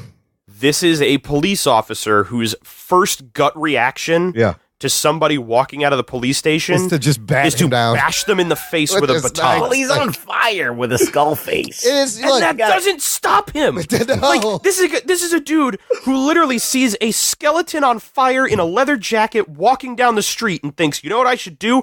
I should fucking hit it. Yeah, but he's trying to stop him. I'm going to try and defend this one point because I thought he was brave. He had some balls. Despite the glowing head. But yeah, okay, I'll give it to you. He probably was a little trigger happy. He's like, the taser's probably not going to work. It's also, I give it to this, it's only the one dude. Like, everybody else was like, fuck this, man, you can leave. But the one guy, I'll give it to you, it's the one guy's feeling was probably like, no, the law is the law. And it's like, I respect it. Stop this guy. Sit the fuck down. I do love, though, when he throws his chain around himself and it wraps around perfectly. It's contrived, but it's fucking awesome. Yeah, it looks like the comic. Yeah. And then he rides off. And we now have a merry chase through whatever fucking Texas city this is supposed to be. Melbourne, Australia. Where he is riding up the sides of bridges. He is he's jet skiing across rivers. Yeah. Yeah, he goes up the bridge, goes into the river, and then just rises up and still on fire. And jet skis off. All the way up the side of a fucking skyscraper where he is completely burning away the glass of the window as he does so. Building. Yeah. That is the best shot in the whole fucking movie. I wish there was like 2 hours of just him doing Was he chasing the bad guy up the building? Is that the reason he went up there? Or he's just fucking around? The bad guy fucking finds him up there. Oh. So he rides all the way up the goddamn building, he lands on the roof and he sits there and fucking Wind Dude shows up.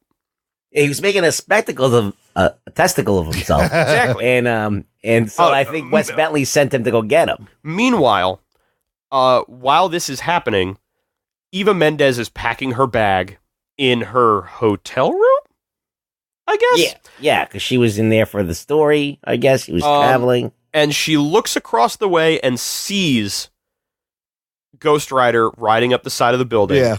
And it's just like, oh, damn it, it's real. He was right, son of a bitch. Like, nobody There is not one fucking person who has a proper response to anything to the existence of this person. Yes. Because what this means, it doesn't just mean there's a man who is a skeleton on fire. It means the devil is fucking real. Yeah. So the existence of Ghost Rider should immediately mean like attendance at church fucking skyrockets. Your soul is stained by the blood of the innocent.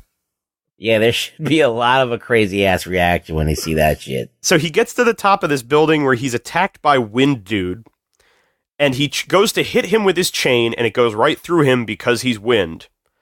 He tries to hit him with his chain again, and it goes right through him because he's wind, and he makes a comment about, "You're a slow learner, aren't you?" It's not very smart, right? He then whips his chain around to create a wind tunnel that sucks in Wind Dude, lights him on fire, and now we're down to 2. Okay, that was kind of smart. I like that move.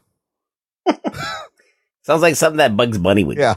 We then get, the money shot of this whole movie as he ramps his bike off of the building, uses the chain to then whip himself back over onto the side of the building and ride all the way down it. So awesome. It's like Spider-Man and Ghost Rider put together. And then he does that that landing where he fucks up everything as he lands. He lands. Yeah, he lands where every cop in the city has now converged on this building, and Eva Mendes. Yeah. He lands the bike where it blows up a whole fucking block of the sidewalk. And he gets off the bike and walks over and is standing there. And Eva Mendes sees him, and he sees her, and his skull flame turns blue with love or something. And he reaches out to her, and she goes to walk up to him. And then suddenly the cops all fire at once. And we get, I gotta see if I can find a gif of this. We get a shot of Ghost Rider being shot by every cop in the city. Yeah, writhing. And he is doing that cliched, just juddering in place. Yeah, flapping his like he's arms. being shot with bullets. Yeah. As you have dots and bullets and everything show up. First of all, there's 2 things about this scene. Eva Mendes is standing directly in front of all the police. Meaning when they started firing, she would have been fucking dead in a second. Oh, she would have gotten lit up. She is totally in the way, but nothing happens to her, of course. And she's conveniently suddenly off to the side when this happens. We were in front of all the cops just a second ago. And look, the guy stabbed him earlier and had to be sewn up as... And I was going to say, he had a wound. Yes, when he turns human. On. How is he surviving this shit now? Oh, we forgot about that. We forgot we wrote that. Yes. Oh, hey, somebody checked the tape. What was the? Well, fuck, it doesn't matter. Did anybody read this after they wrote it and they just handed it in? No, man. So. I guarantee you, this had to be like a 2-day cocaine bender script. Absolutely. Nobody read it. They're just like, we're shooting this. Shoot it now. Start at the end. Doesn't matter. Like Steven Johnson. But the thing that it makes me think of is this: a year later, Iron Man came out. Yeah. Iron Man was being made at this point, and they started that movie without a fucking script. That's true. They wrote that movie as they were making it, but it worked out for them. So he's now very mad at the police because they shot him. So he suddenly shoots up a firewall at them. It hurts nobody. And then he runs off. Oh my God. They just needed him to leave, and that's how they decided to write him out. It's that he creates this big wall of fire. As he screams at them, they all go, whoa, and jump out of the way and jump behind their cars, and some of them jump in slow motion. And then he gets on his bike and rides off. The rider is out. And now he's back at the fucking graveyard with Sam Elliott. All right, and now we get into Act 3 of Ghost Rider. Ooh. We have him stop off where he talks to Sam Elliott some more. Essentially, I don't even remember what this exposition was. It was just more of... it's about that dude, Carter Slade? Is that when he tells him about he talks about Carter Slade and how he was this dude who didn't want to fucking... The original It was him asking him about the original contract of San Fernando or whatever. Or something, yeah. San Benghazi. Benghazi, yes.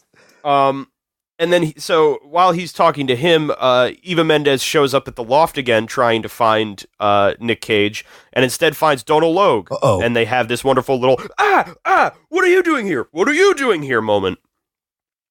And he kind of says, oh, well, you know, Johnny's been acting weird. He's reading weird books, and he's been acting weird with these weird books. Maybe you should read his weird books.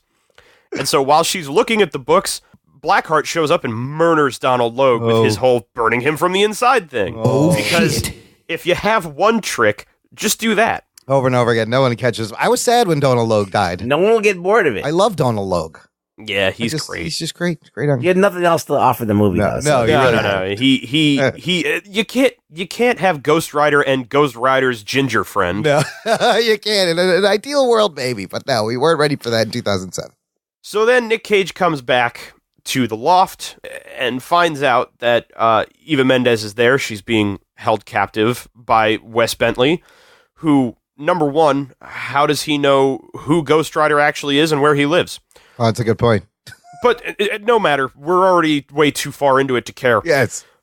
He threatens him and says that he will essentially kill Eva Mendes if he doesn't get the contract from the old man and bring it to him at some fucking weird village 500 miles away tonight. And so, there we have it. Now, the weird thing is when he finds Eva Mendes there, she's, like, shaking and, like, very, very pale. Yeah. As if she's already dead or something. Yeah. But we never explain what the fuck that's about. Doesn't matter. It feels like a plot point that they just said, screw it. Yeah. I thought it was weird that, like, they rode there together, and he's like, all right, that's all the energy I had, so fuck off. We're getting to that. Yeah. So he goes back and he goes to Sam Elliott. Doesn't he try, at what point does he try to do the penance stare to Blackheart? Oh, yeah, he does try to do it. But it doesn't work. In the apartment. Right. And he says something along the lines of, like, you can't burn my soul. I've got no soul to burn. Right. And laughs at him. He's like, fuck, got me. So he goes running off to Sam Elliott. Sam Elliott says, what are you going to do? He says, well, I'm going to bring him the contract. And he says, oh, you're going to just do what he wants? He goes, they might have my soul, but they didn't take my spirit. Oh, God. And all I thought was, the fuck does that mean? It doesn't even make sense. I actually like that line. Yeah. I do. The spirit of vengeance. They can't take a spirit of vengeance. I can't even remember it now, but there was also a line that Sam Elliott gives like directly after that one. Yeah. That also sounds like it's supposed to be him trying to be poetic, but it just sounds like a bunch of bullshit. Something along the lines of like, you're just crazy enough to, I don't even remember. The only reason that line works is because Nicolas Cage said it. Maybe. If anybody else would have said it, he'd be like, shut the fuck up. All right, Nic cool, Cage. fine. You're like, all right. But, so he gives him the contract, which has been hiding in the shovel he carries with him everywhere. That's which right. tells me he never uses that shovel as an actual shovel. He's just carrying it around. Because he hits it against a tree and the head comes off immediately, and you find out that the entire thing is hollow. Which means if he ever tried to use it as a shovel, it would collapse. The neighborhood people are like, that old dude's always carrying a shovel. I never see him shoveling nothing, though. Well, he's the gravedigger, man. He's the caretaker. So finally, they decide that he says, I got to ride out to San Fernando Valley. And we find out that there are two Ghost Riders, and one of them is Sam Elliott. He was the Ghost Rider from the beginning of the movie who stole the contract. Yeah? He's Connor Slade. Oh, shit. And so they decide that they're going to ride out together as a couple of Ghost Riders. That was pretty cool when there was like Cowboy Ghost Rider. And so they're riding across the plains, one on a horse, one on a bike, 500 miles to this village. And once they get there, Sam Elliott turns to him and goes, well, here you go, take this shotgun, stick to the shadows, and bye forever then. He's like, he just disappeared. He's like, well, you're not going to help me? He goes, I only had power for one more ride. I used it to get here. I used it to get here with you. He hopped on the back of the bike. Now, if you don't mind, bit of use. I'm gonna fuck off 500 miles back to wherever I was as a regular ass old man. Johnny's like, I could have given you a ride, dude, so you could have saved that last bird. Like, well, all right. I think I saw him disappear. Yeah, no, he as he's going Like, he away, vaporized. he just vanishes off into the His non-sunset. energy is done. But like, what purpose did that serve to waste your last time as a fucking Mark rider? Steven Johnson just needed a cool shot. No, I Holy think the shit. problem was the trailer. I think they loved the idea of having that shot of the two of them riding the planes. Yeah, But a cool shot. I think him leaving was a reshoot. Oh, And I think it's because they didn't have a reason as to why either he's not there or a reason as to why, if he's a Ghost Rider, why doesn't he fucking help? yeah. Why hasn't he been doing anything? And then they wrote themselves out of that. So it was just, nope, man, I'm not a Ghost Rider anymore. I only had the power to do that one more time. Really? Because doesn't that mean the devil still has your goddamn soul? Yeah. When I remember seeing it when I saw it in the movies, I was like, "This is fucking bullshit." My trail You is kidding over. me? Like, first of all, they get you all like intoxicated by having this crazy like shot of them. Like, Yeah, it looks amazing. Like they're gonna go into action together. yeah, and then you're like, "Oh, this is gonna be awesome." This guy's got a shotgun, and just nothing. Bring me Nope, now the he's big gone. knife. I'm gonna cut my throat. Yep, I feel you. So now Johnny goes riding down into the canyon to go to this village and finds himself in this weird Tim Burton-esque bog that was definitely not in the establishing shot we just saw of this place. Yeah, it wasn't there before. But the thing is, the shot right before Nicolas Cage is in the bog is just Wes Bentley saying, "Get him." Yeah. And then conveniently there's a bog Now there. they're in Yeah, a and now bog. suddenly there's a bog that is like fucking 10 feet deep of water, but Yeah. he's just He's just slowly chugging along on his bike. Yeah, there's like an X-Wing fighter down there, Yoda and it's shit. the worst, like, set looking. I don't know what this is. It just fucking And so he's like slowly riding across a the water, I Atreus guess. horse is in there from He gets fucking pulled off his bike by Wet Dude. Yeah, Wet Dude brings him underwater, and immediately he just goes Ghost Rider on him, boils the water, and now he's dead. And this And that's 45-second scene is done, and nothing happened. I guess fire beats water, and magic fire beats water. Apparently, magic fire beats water, it beats earth, it beats air, Beats and everything. I guess it also beats fire? Yeah, it also beats regular other magic fire. But does it beat the blazing sword of Voltron? Oh, I don't know. That'd be a good matchup. All right. Now you're asking questions. So he then gets himself to this village. He meets up with Blackheart, who is holding Eva Mendes hostage. He says, "All right, you give me the contract, I'll let the girl go." He's like, "You let the girl go, and then I'll give you the contract." So he goes, "Okay, sure." And he throws her across the village. Yeah, he literally tosses her like Slamming 50 her feet. spine first into a wall, which Take that, means Eva. she's fucking dead. And so he hands him the contract. He reads from it. He summons the ghosts of like 1,000 people. Yeah. They fly around looking like fucking Emotep mixed with the ghosts from Raiders of the Lost Ark. And they all fly into him. And he is now possessed by the soul of 1,000 dead people that I guess the devil killed or something. He now refers to himself as Legion, and we are many. We are Legion. And his eyes are horribly CGI'd to be glowing red. Yeah. Yeah. And then they aren't for the rest of the movie. That's all they can afford. Well, it turns That's out, enough. Yeah. it turns I get it. out they're on a ticking clock because the sun's coming up. And when the sun comes up, he can't be Ghost Rider anymore. Or can Remember he? what Carter Or Slade can said. he? So he starts running around, sticking to the shadows Stick to so the he can shadows, get into kid. a fight with Wes Bentley until he gets thrown spine first through a fountain into the sunlight, and now he's human, and for all intents and purposes, he should be fucking dead. But we forgot, Johnny Blaze can't die. Except, I guess, a Ghost Rider can die when they're old and run out of Ghost Rider power? When they Yeah. comes out of the rider juice. I'm done, kid. And so he's getting his ass kicked by Wes Bentley plus 1,000 into this weird church where he ducks back into the shadows, beats him up a bit, and finally Eva shows up with the shotgun, shoots him several times. It doesn't work, But then she throws the gun to Nic Cage, who holds it in the shadows where he turns it into a devil gun and shoots Wes Bentley, and he explodes. And then he reforms. Dope. And so we decide the best way to go about finishing him off is now he says, how does it feel to be attacked by, I guess, 1,000 souls or whatever the hell the line is? And Ghost Rider goes, huh, you have souls now? Uh-oh. And he hits him with the penance stare. Now, here's the thing that I find confusing. These are 1,000 souls of whoever these people from this village are that they wanted the contract from, because I guess the devil felt that he was owed those souls. Right. Blackheart takes those souls into him. Right. And when he uses the penance stare, it burns Blackheart for all of his own sins.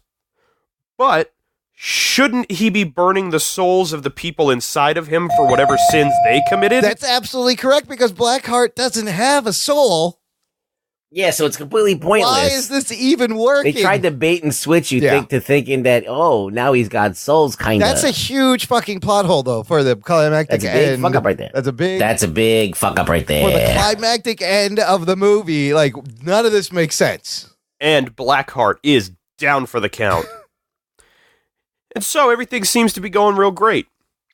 And then Peter Fonda shows up. Oh, don't forget about Peter Fonda, Mephistopheles. And he's like, hey, buddy, way to go.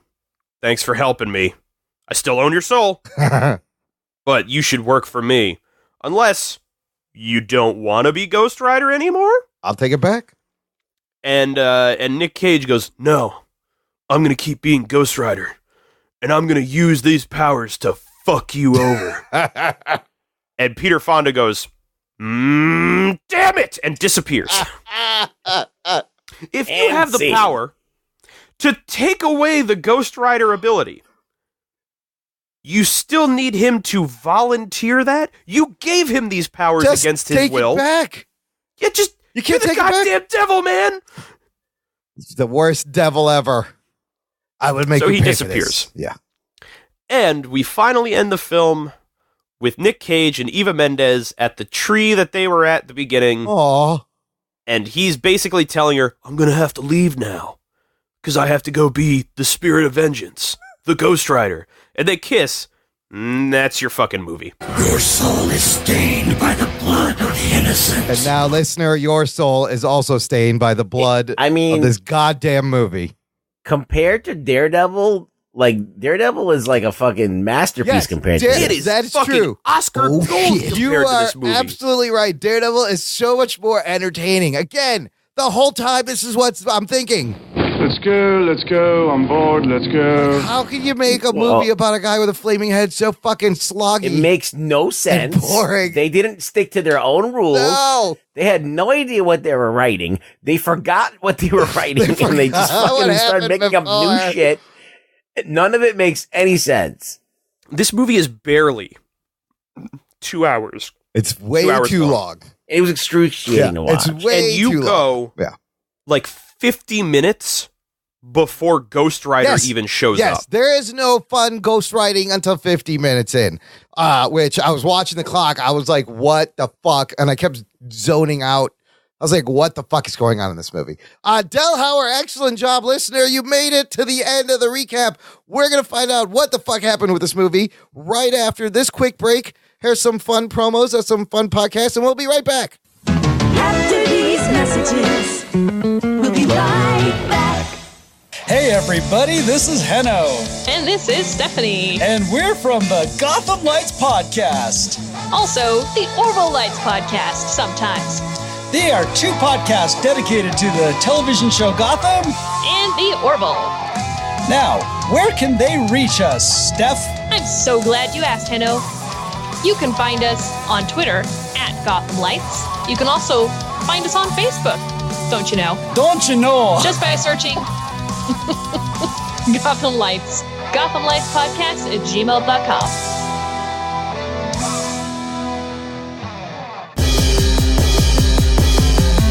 Are you a fan of movies? Or comics? Or video games?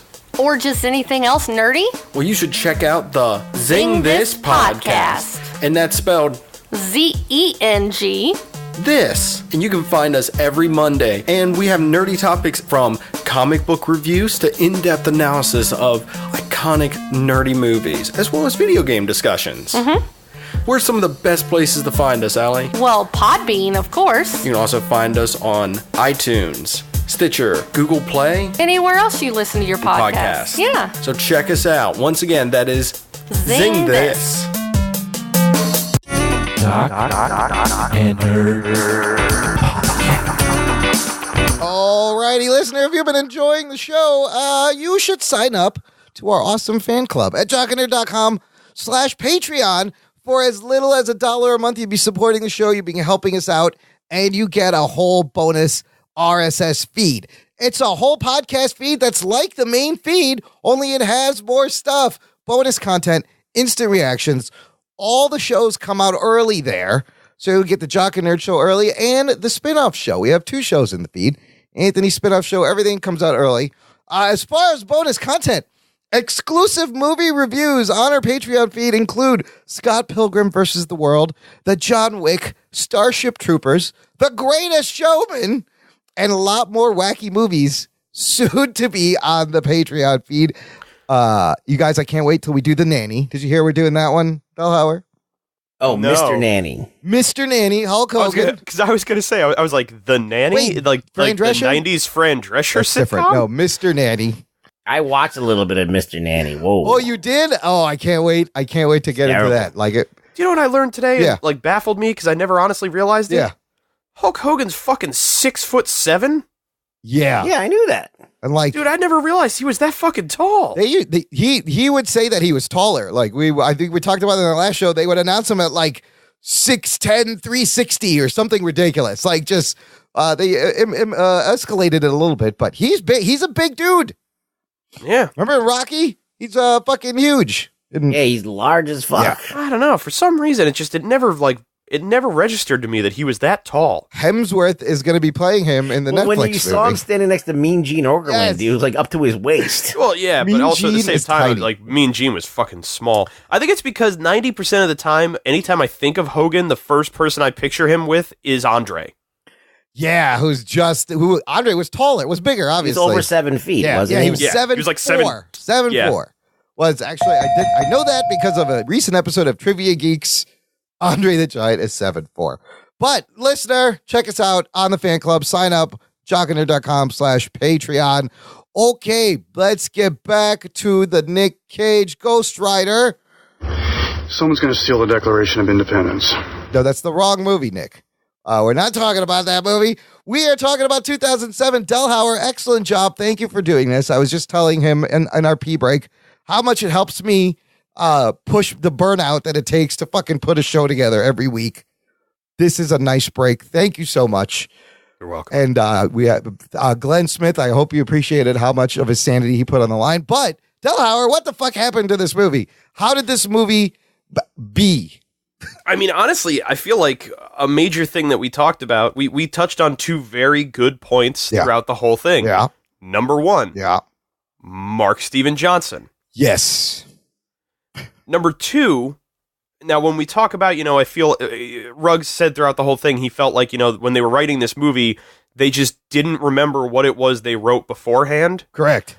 I think that possibly has to do with the fact that the first time they ever talked about trying to make Ghost Rider into a movie was back in like 1992. Holy shit. That was when he was at his height right there. Yeah. It was very popular. They wanted to capitalize on that immediately, and it just never really got off the ground until like talks first started in the late 90s. Okay. And they had a script written in like 97 or 98 by Jonathan Hensley. Okay. Who wrote the Punisher movie and directed the Punisher? Yes. Tom Jane. The Tom Jane Punisher. Okay. They then wound up having the script get rewritten and touched up in like 2000 by David S. Goyer. Oh, no. That's an issue. This script, I think, went through like 2 or 3 more rewrites / touch-ups until it got handed to Mark Steven Johnson, who then did his own punch-up on it. Yeah, I mean, he's the only one credited for story, screenplay, and directing. So this movie is it's like a Frankenstein's monster of 5 different Ghost Rider scripts. And on top of that, it reeks of lazy attempts to do a movie that looks cool. Right. And that was it. When you go and you look at the Wikipedia page for this movie, 90% of the production section, when they talk about, like, you know, when they did this and what this was and how they got to this and so on and so forth, is just talking about who and what special effects companies did what in this movie. It was definitely like a patchwork. They got some of this shit there. It was very inconsistent. I don't know. I just feel like that Mark Steven Johnson, to me, and I don't know if you agree with this, it seems like he should be doing TV. Yes, movies. This thing felt very like a bad TV movie. It felt like TV. Yeah. It felt like TV level. Yep. And it doesn't seem cinematic enough. It doesn't seem kind of focused and artistic enough to be a movie. Yeah. And it was just mismanaged and kind of lame and amateurish at points. Absolutely. So I feel like that's reeks of bad TV. Yeah. Like, now there's good TV. Yeah. I don't think Mark Steven Johnson would be good enough for good TV. No.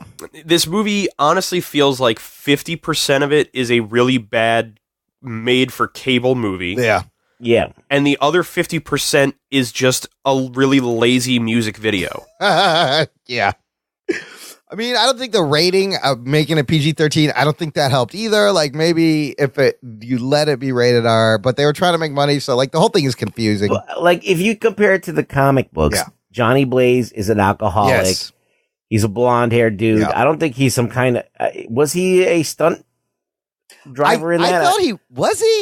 I believe he was still a stunt cyclist. Yeah. In the original, like, 1970s, he was. I think that in the 90s, when he was at his heyday, he was not. Or maybe that he was I'm not former certain one. of. Yeah. The thing that I remember is there was a big thing about how one of his things in the comics was they really loved that he did the Ball of Death stunt for the circus. Where you're riding the motorcycle inside of the steel cage sphere up like around up the walls and shit. Yeah. Dude, that shit is crazy. I seen that shit up close at circuses and like the motorbike shows. And I even as a kid, I always loved Evel Knievel. Like, I had. How do you not get dizzy? I know. I always loved the stunt driving. I had Evel Knievel toys, so like it reminded me of that a little bit. But then that quickly went away with the horrible dialogue. But I think a couple other reasons it seems to me this movie ended up the way it is. Well, first of all, I read that they were going to offer it to Johnny Depp and Eric Bana. The role, but Nic Cage clearly loves comic books. Well, he specifically loves Ghost Rider. Yes, he's a huge Ghost Rider fan. Sought out playing this role back in the early 2000s when they were first talking about getting it put together. Yeah. He then wound up leaving the project when it fell into development hell. Yeah, it was delayed multiple times. And then once it finally was getting up and running again, he came back and was like, no, I want to be in this movie. Yeah. Well, I also read something recently. He had remarks saying if it was R-rated, it would have been a much better movie. And maybe let's bring it back. I don't know if I'd want to see him play a Ghost Rider now. Just the talking head skull thing kind of ruins it. Like they showed us in Agents of S.H.I.E.L.D., Gabriel Luna played a different version, Reyes Ghost Rider, and he didn't talk. And with no motorcycle, he had a car. And he had a car, and it's the different but they didn't make him talk, so it didn't look silly, and I thought that Ghost Rider was actually really cool. But I don't know how you do it without making it look fucking like a Halloween I honestly skeleton. I always thought it would make sense to do it where even if he is the skull that's on fire. Yeah. Don't have him actually talk where the mouth moves. Yes, just you hear it. Just have a fucking disembodied voice yelling out to somebody. Yes. And definitely don't have him whistle. That just ruins the whole effect. Yeah. I mean, this Ghost Rider, when he's supposed to be like scary, he's really funny. Like he just goes the opposite way, which is nuts. So really, the whole reason why I was really excited to do Ghost Rider, guys, is just to talk about fucking Nic Cage's crazy life and career. Because I think another reason this movie got made with Nic Cage is he needed fucking money. Because apparently he likes to spend money like a crazy man. Really? Yes. Oh, yeah. Yeah. Oh, and Nic Cage owns a castle. Oh, okay. Let's just get into it because this came out in 2007. 2 years later, I think, the IRS got to him and hit him with a $6 million in back taxes bill. Nic Cage blew $150 million that he earned between 1996 and 2011. This is what he blew it on. Dinosaur skulls. $300,000. He bought 2 albino king cobras. Some say he used them for sexual activities. I don't know. It's rumor. He owns 2 Bahamian islands. $7 million. He bought the Shah of Iran's Lamborghini for $450,000. I don't know why he wanted that specific one. More exotic cars and motorcycles, luxury yachts. He owns a famous haunted house in New Orleans. He bought shrunken pygmy heads. He has a pyramid tombstone also in New Orleans. He bought a copy of Action Comics #1. Oh, shit. And Detective Comics 38. Of course, he's going to get that. He bought a crocodile. He bought a shark. He bought an octopus. He has a private Gulfstream jet and 15 estate homes around the world, 2 European castles, rare art, and high-end jewelry. That's what he blew his money. You said dinosaur bones, yes? And we started with dinosaur skulls. Yes. So has he changed his ways? Where is he now? He was this article. I'll put it in the show notes. It's written February 2019. Nic Cage has foreclosed on several properties. His money manager has countersued him, and the lawsuits have been settled. He's still struggling to fix his finances, and he just sold the Action Comics #1 for $2.16 million. I am also going to share with you now to put into the show notes. Yes. A tweet that someone put out. Oh shit! That is the video. Now this is from the second Ghost Rider movie. Okay, but this is the video of Nic Cage doing the mocap. Oh no! As Ghost Rider. Oh wow! Where they not only painted his face black and white like a skull. Oh yeah! They put a whole head rig on him with like neon lights to look like the fire. Oh my god! This is his head rig. That's crazy. So his face, oh my God, he looks fucking frightening. Look at him. Why is he making the faces? Because that's how Nic Cage acts. He by looks being a skull. Dude, he looks like a reject from Tron, meets Mad Max with this crazy neon shit. I would have rather. Oh my God. I need to Could see you this imagine movie. Nic Cage being a villain in Mad Max? Yes, this is the Nic Cage villain. He should be in Mad Max with this neon shit around his head. This is amazing. I actually love the way that looks. I would watch a whole movie of that. Now, here's the funny thing. Yeah.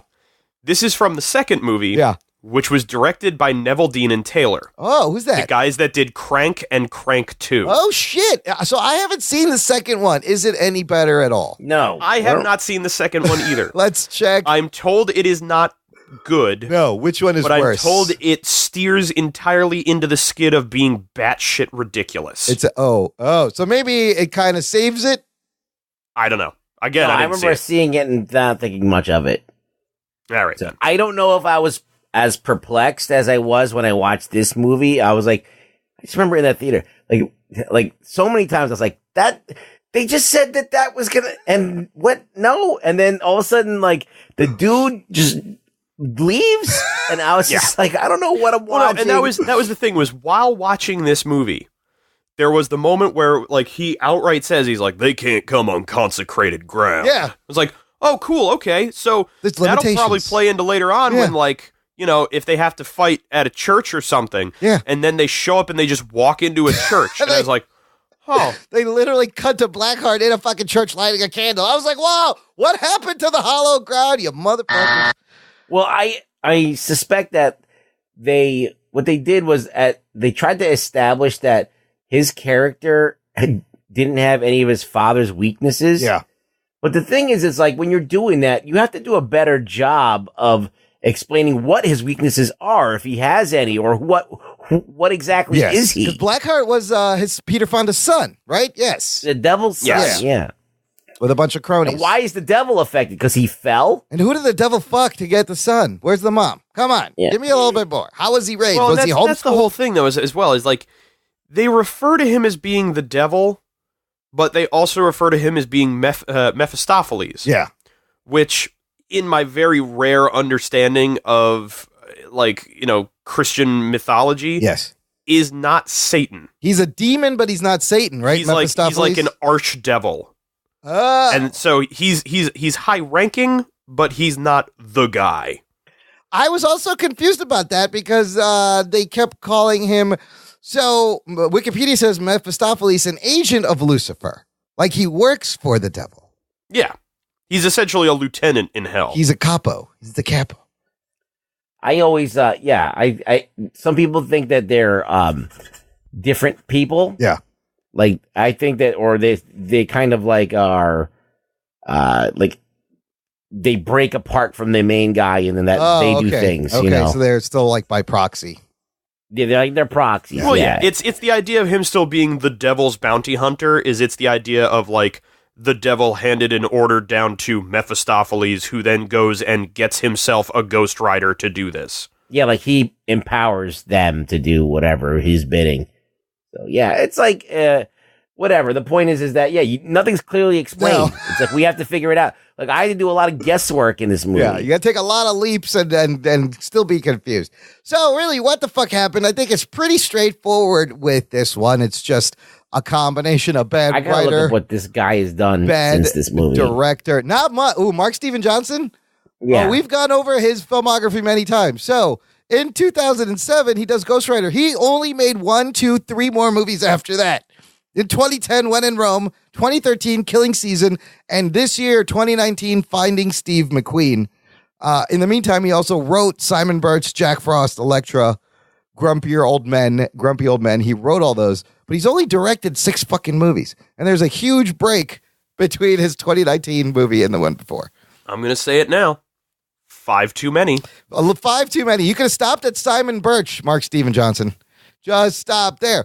But look, you guys, I said in the beginning, I got a game. I was inspired by doing Trivia Geeks, which, if you don't know, listener, is a trivia podcast that I host over at blazingcariboustudios.com. I'll put a link in the show notes.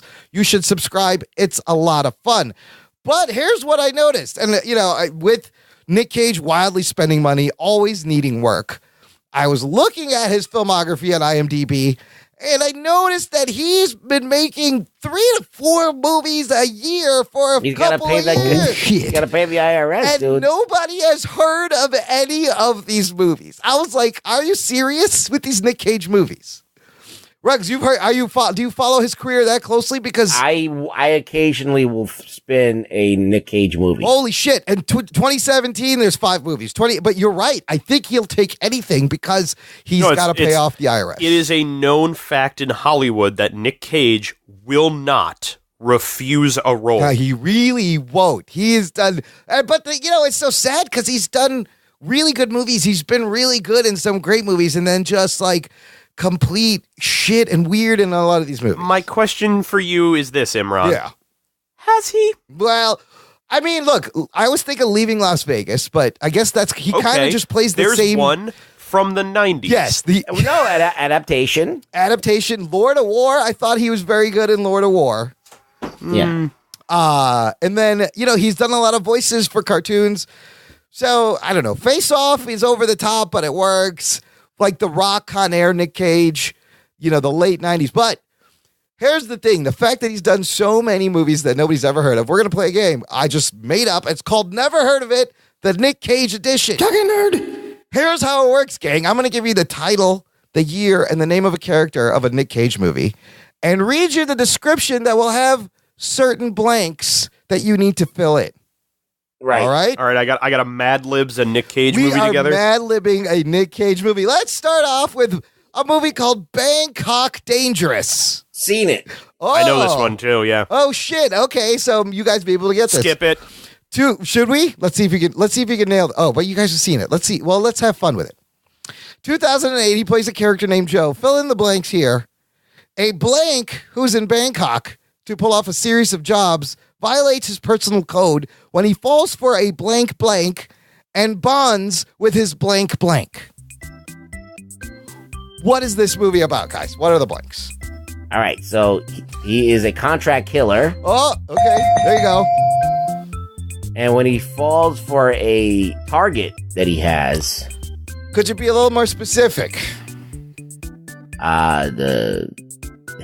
It's a girl. Okay, I'll take it. Falls for a local woman and bonds with his blank blank.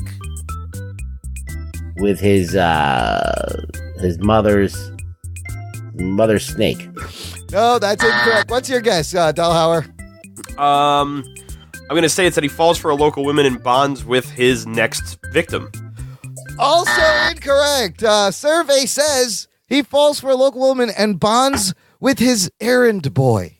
We were looking for errand boy, which sounds really weird. Okay. That he's bonding with his errand boy. All right, moving on. This one you might have seen also. It's called Drive Angry. I did not see this. I did not see it, but I definitely know of it. Okay, it's something you should never do unless you are Nic Cage, obviously.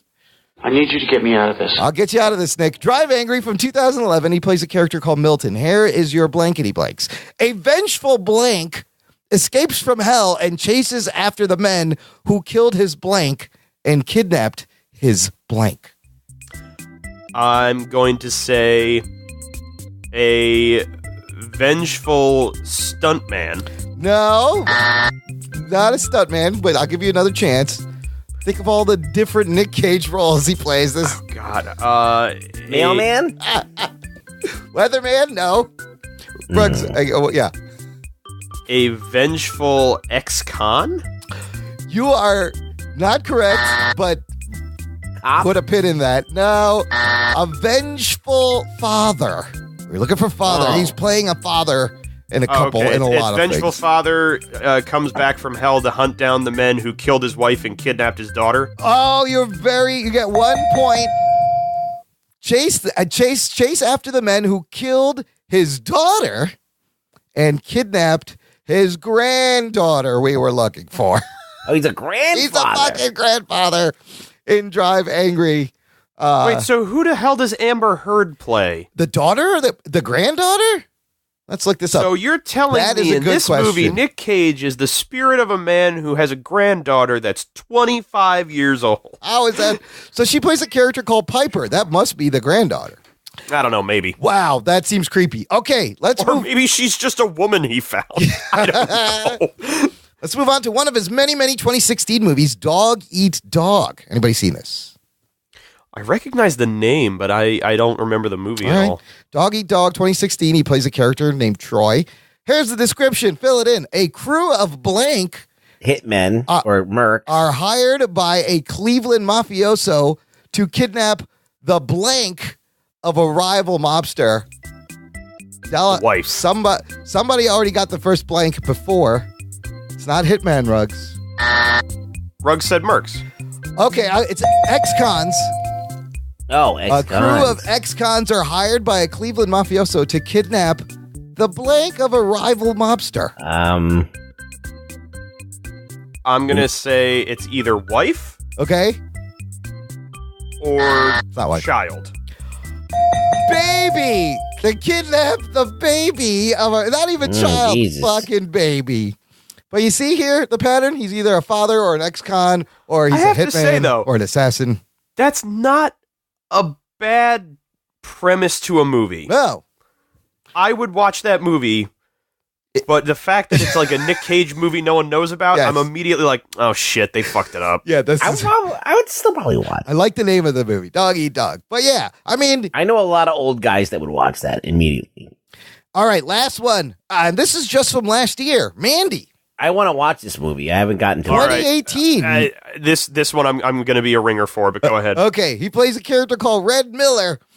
Here's your blanks. The enchanted lives of a couple in a secluded forest are brutally shattered by a nightmarish blank blank and their blank blank henchman, propelling a man into a spiraling, surreal rampage of vengeance. Is it a religious cult? Oh, you got one word. It is a cult.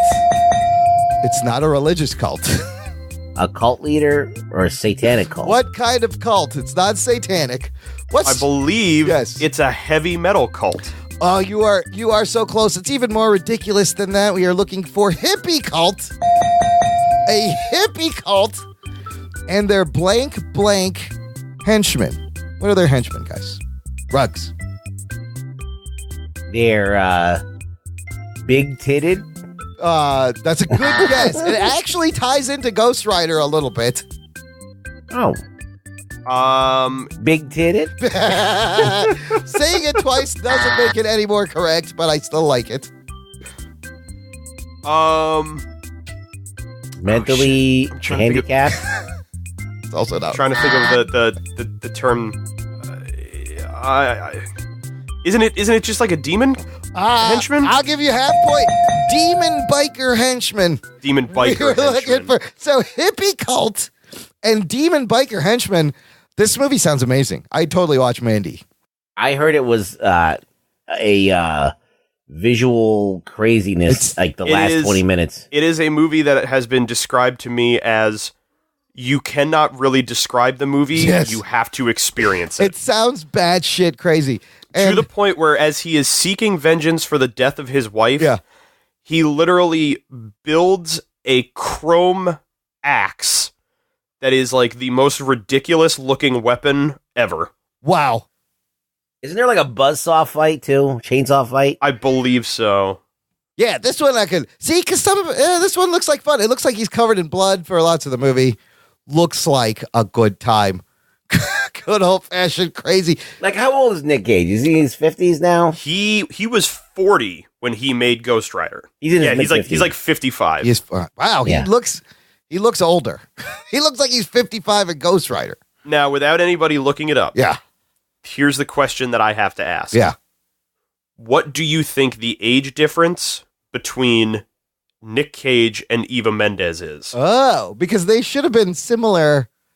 Because the characters were supposed to be the same age. The same age. So Nic Cage is 55, and Eva Mendes, I'm going to say, is like 40. Maybe just turned 50? Oh, 50. Late 40s. She is 45 years old. Oh, she's 45. She literally turned 45 2 days ago. Oh, wow. Oh, shit.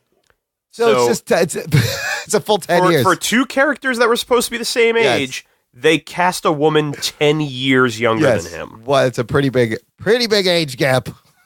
Damn. All right. Well, look, that was fun. Maybe I'll add that to she's 45 now. Wow. That's older than Imran. It is. I'm younger than Eva Mendes. I feel a lot better about myself now.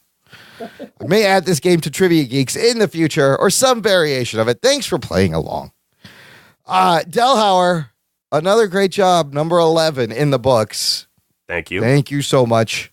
You did it again, kid. Listener, check the show notes for all the other 10 What the Fuck Happened episodes. They're all hilarious in their own right and all fascinating. And we got to talk about Nic Cage, which we could talk about Nic Cage for hours. Let's face it. We got to talk about Umbrella Academy at some point. We will return to our regularly scheduled programming next week. We'll review Umbrella Academy, Captain Marvel. Nic Cage currently working on, he has 7 movies in post-production and filming. Holy shit balls. This man needs to pay the government. That's all that it comes down to. He's going to act his ass right into the grave. He will. I'll say this about Nic Cage. So he made Ghost Rider when he was 40. Yeah. Right? So, and I think that he was 45 at that time, maybe? Wait, no. Well, he was like 42. 2004. 43. He was 43 when he made it. All right. So he was 43 when he made Ghost Rider. And I think that once he hit like 50, he was like, fuck it. He's like, I don't give a fuck I don't anymore. care. Yeah. He's doing cartoons. He has a voice in the Croods, and there's going to be a Croods. Oh, he was just in... he was in Spider-Verse. Yeah. He was great in as Spider-Man Noir and Into the Spider-Verse. So, and then he was in Kick-Ass. He was also in Teen Titans Go as Superman. So he just got to play Spider-Man and Superman both last year in 2018. Honestly, the bit where he is laying on the couch looking at the Rubik's Cube trying to guess what colors are. That's great. Yeah. Is probably one of my favorite little jokes in that movie. And then he's like, I'm going to take this with me. I just watched that again. It's still so good. That's a fucking great movie. I love it. Oscar winning. Yes. Enter the Spider-Verse. Oscar winning Into the Spider-Verse. Well deserved. Delhauer, tell the listener where they can find you and what you got going on. Dear listener, you can find me sometimes here talking about movies that are just god-awful. But other times, you can also find me over on my podcast, the Ginger Geek Pod, which currently I am expecting to have an episode out as soon as possible because I missed February because I suck. Excited, looking forward to it. But over there you can catch me talking about wonderful, oh my God, my cat. Your kitty is really... she's so pissed. Does she need to be fed? What happened? She's excited about Captain Marvel. She literally just ate. Like 2 minutes ago, she ate. Now she's just mad that I'm not looking at her. She's excited about Goose and Captain Marvel. She's like, can we go see Captain Marvel? She's like, finally. I'm going to kick her out of the fucking room and then I'll tell people where to find me. Get out. Oh, snap. I'm leaving all this in. Watch Matt Delhauer be mean to his cat. His cat's like finally a movie that represents the feline civilians of this country. It's about time. All right, yes. All right, she's dead. More pussy power. What happened? Okay. Nothing. All right, so you can find me over at the Ginger Geek Pod, where I will take wonderful geek topics such as comic books and movies and television shows and talk about somewhat academic-ish things related to them. I am in no way an expert on anything, but I love to talk, so I do that. I highly recommend it. It's definitely a great subscribe, listener. Ginger Geek Pod. There will be a link in the show notes. Ruggs, where can the people find you and who you pissing off lately? I think I know who you're pissing off. I've been following a little bit of everybody the Twitter verse. Well, what happens is, okay, so you can follow me on Twitter at Really Rug Boy. Yeah. And this week's menu is so I was just casually like looking through this is what happens is you can ask Matt because he listens to the show. He knows me a little bit. But when you read a tweet, you should read it in my voice because it changes the whole tone of the tweet. Yeah, it does. Yeah. And that's why when I tweeted with you, I think it was yesterday we were talking, right? Yeah. Where Rug Boy had put out a tweet where he says I understand the idea of saying that a woman writer would have a better idea on how to write a woman, but because they've experienced that life. But wouldn't that then mean that a woman writer should not be immediately the one we're going to write for men? And I said, okay, I get where you're coming from. I gave my 2 cents. We had a conversation. That was it. But I also knew this was 100% going to set off a bomb somewhere. Oh, shit. And it did. Where was that, Ruggs? Oh, well, Gail Simone had posted this thing about how, her joke was, this is her joke. Her joke, and I'm guessing, because I don't want to mansplain. I don't want to do that. Please don't do that. I'm guessing that she was coming at it from that men are so toxic that if women were to do what men do, they would ask the Punisher to smile more and then ask for him to be naked all the time. So my response is, well, you're comparing the reason why people said something about Carol Danvers should smile more, including Anthony, wasn't coming from it was just because a character like Captain America, like a captain character, is like a heroic, like nice guy character, and they're like a little bit more just, they shouldn't be as scowling as a Batman or a Punisher. But right? That was the point that I was making. You're puppet-splaining to a comic book writer now, Ruggs. Yeah, right. But she's like, her joke was like a little bit too broad. Right. So I was pointing out her joke's a little too broad. She was going for the joke, and like I said, I get the joke. Yeah. Yeah, I get the joke, but it's a little too broad because, not like even dweebs, even like the guys that are like the man babies, I don't think would go that far. Would go, if you're making a Batwoman movie, they wouldn't go, why isn't Batwoman smiling? They wouldn't say that. I just don't think that they would be true enough to the character to know that the whole thing is that they're too true to the characters. That's the entire thing. So that joke fell flat for me. So then I got the mob on me trying to womansplain me or men mansplaining me because they have to now defend this person who obviously made a joke that doesn't actually work, in my opinion. Now, that's fine. So, but I'm being very polite, by the way. Yeah. I'm not being an asshole. I'm not. People are fucking yelling at me, calling me a cunt, calling me all kinds of things. It's been amazing to watch. I'm being very polite, but and just stating the case of like, okay, they're like, this joke was too much for you. I'm like, no, I'm just saying, like, the whole point is, and then on top of that, I said, well, listen, if you actually look at the Punisher movies, he's got his shirt off. He is smiling. And there's even a shot of Dolph Lundgren's asshole in one of the movies. And he's greased up. So, like, you know, tit for tat, there is something for the women. Can I tell you something? There have been all these articles on geek sites about this actual thread that you were talking about, and the headlines are like, watch Gail Simone shut down this troll on Twitter. And inside in my head, I'm like, oh, fuck, please let it not be Ruck Boy. Please let it not be Ruck Boy. And it was not you, Rux. It was the tweet. Well, I was polite. Yes, it was people some were other just dick. Jumping all over me. But well, the issue that I saw building with all this is because I saw the thread myself, and ultimately my feeling was, that's pretty funny. Yeah, I just let it go. Yeah. The problem is that this is just quintessential Twitter. Yeah. Gail Simone wanted to go out and she wanted to poke the trolls, and she did, and have fun at their expense, and watch them all freak out. Yeah. A lot of them did. She got her jokes in. She had a whole bunch of other people who came in jumping on the joke to be a part of it, to be the funny woke crowd or whatever. Right. It happens. Yeah. I said I thought the thread was funny. I sent it off to people. I said, "There's Gail Simone. Thank you for this. Sometimes we don't deserve this." My feeling is, the idea of like, well, maybe the Punisher should smile more. It's like, I understand where you're coming from. I understand why a lot of people are upset about the fact that was a statement made about Captain Marvel. Yeah. In the end, it's not important. It's not important, but the point is that if it's obviously okay, she's overdoing it on purpose. But then the thing that bothers me is that the people who come to the defense don't even acknowledge that's actually correct. Oh no, and I get that. That's the thing that my feeling was. And that's what bothers me. I shared her joke and her thread. Right. Because I got what she was doing.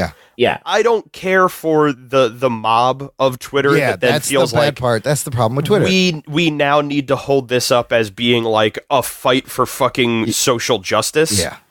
Like sometimes things just hit me the wrong way, and I felt like I just needed to kind of like add a button to that point, and nobody liked that. So I was trying to be polite. You were polite, and I was polite about it. And you're adding your perspective. Nothing wrong with that. The problem is with the fucking platform of Twitter. They still need to figure some shit out. That's what I was going to say. Yeah. The problem is that Twitter is not designed for conversation. Twitter is designed for shouting. Correct. Yeah. And that's what everyone loves to do. And boy, she got some crazy responses. All right, look, gang, thanks for hanging out. That's the end of the show. Follow us on Instagram at Jock and Nerd. Make sure you give us a follow. A lot of fun things over there. And tell a friend. Share the show. Help us grow. Thanks for listening this week. We will catch you next time. I'm not doing the intro because Ruggs is going to keep me hanging. We're out.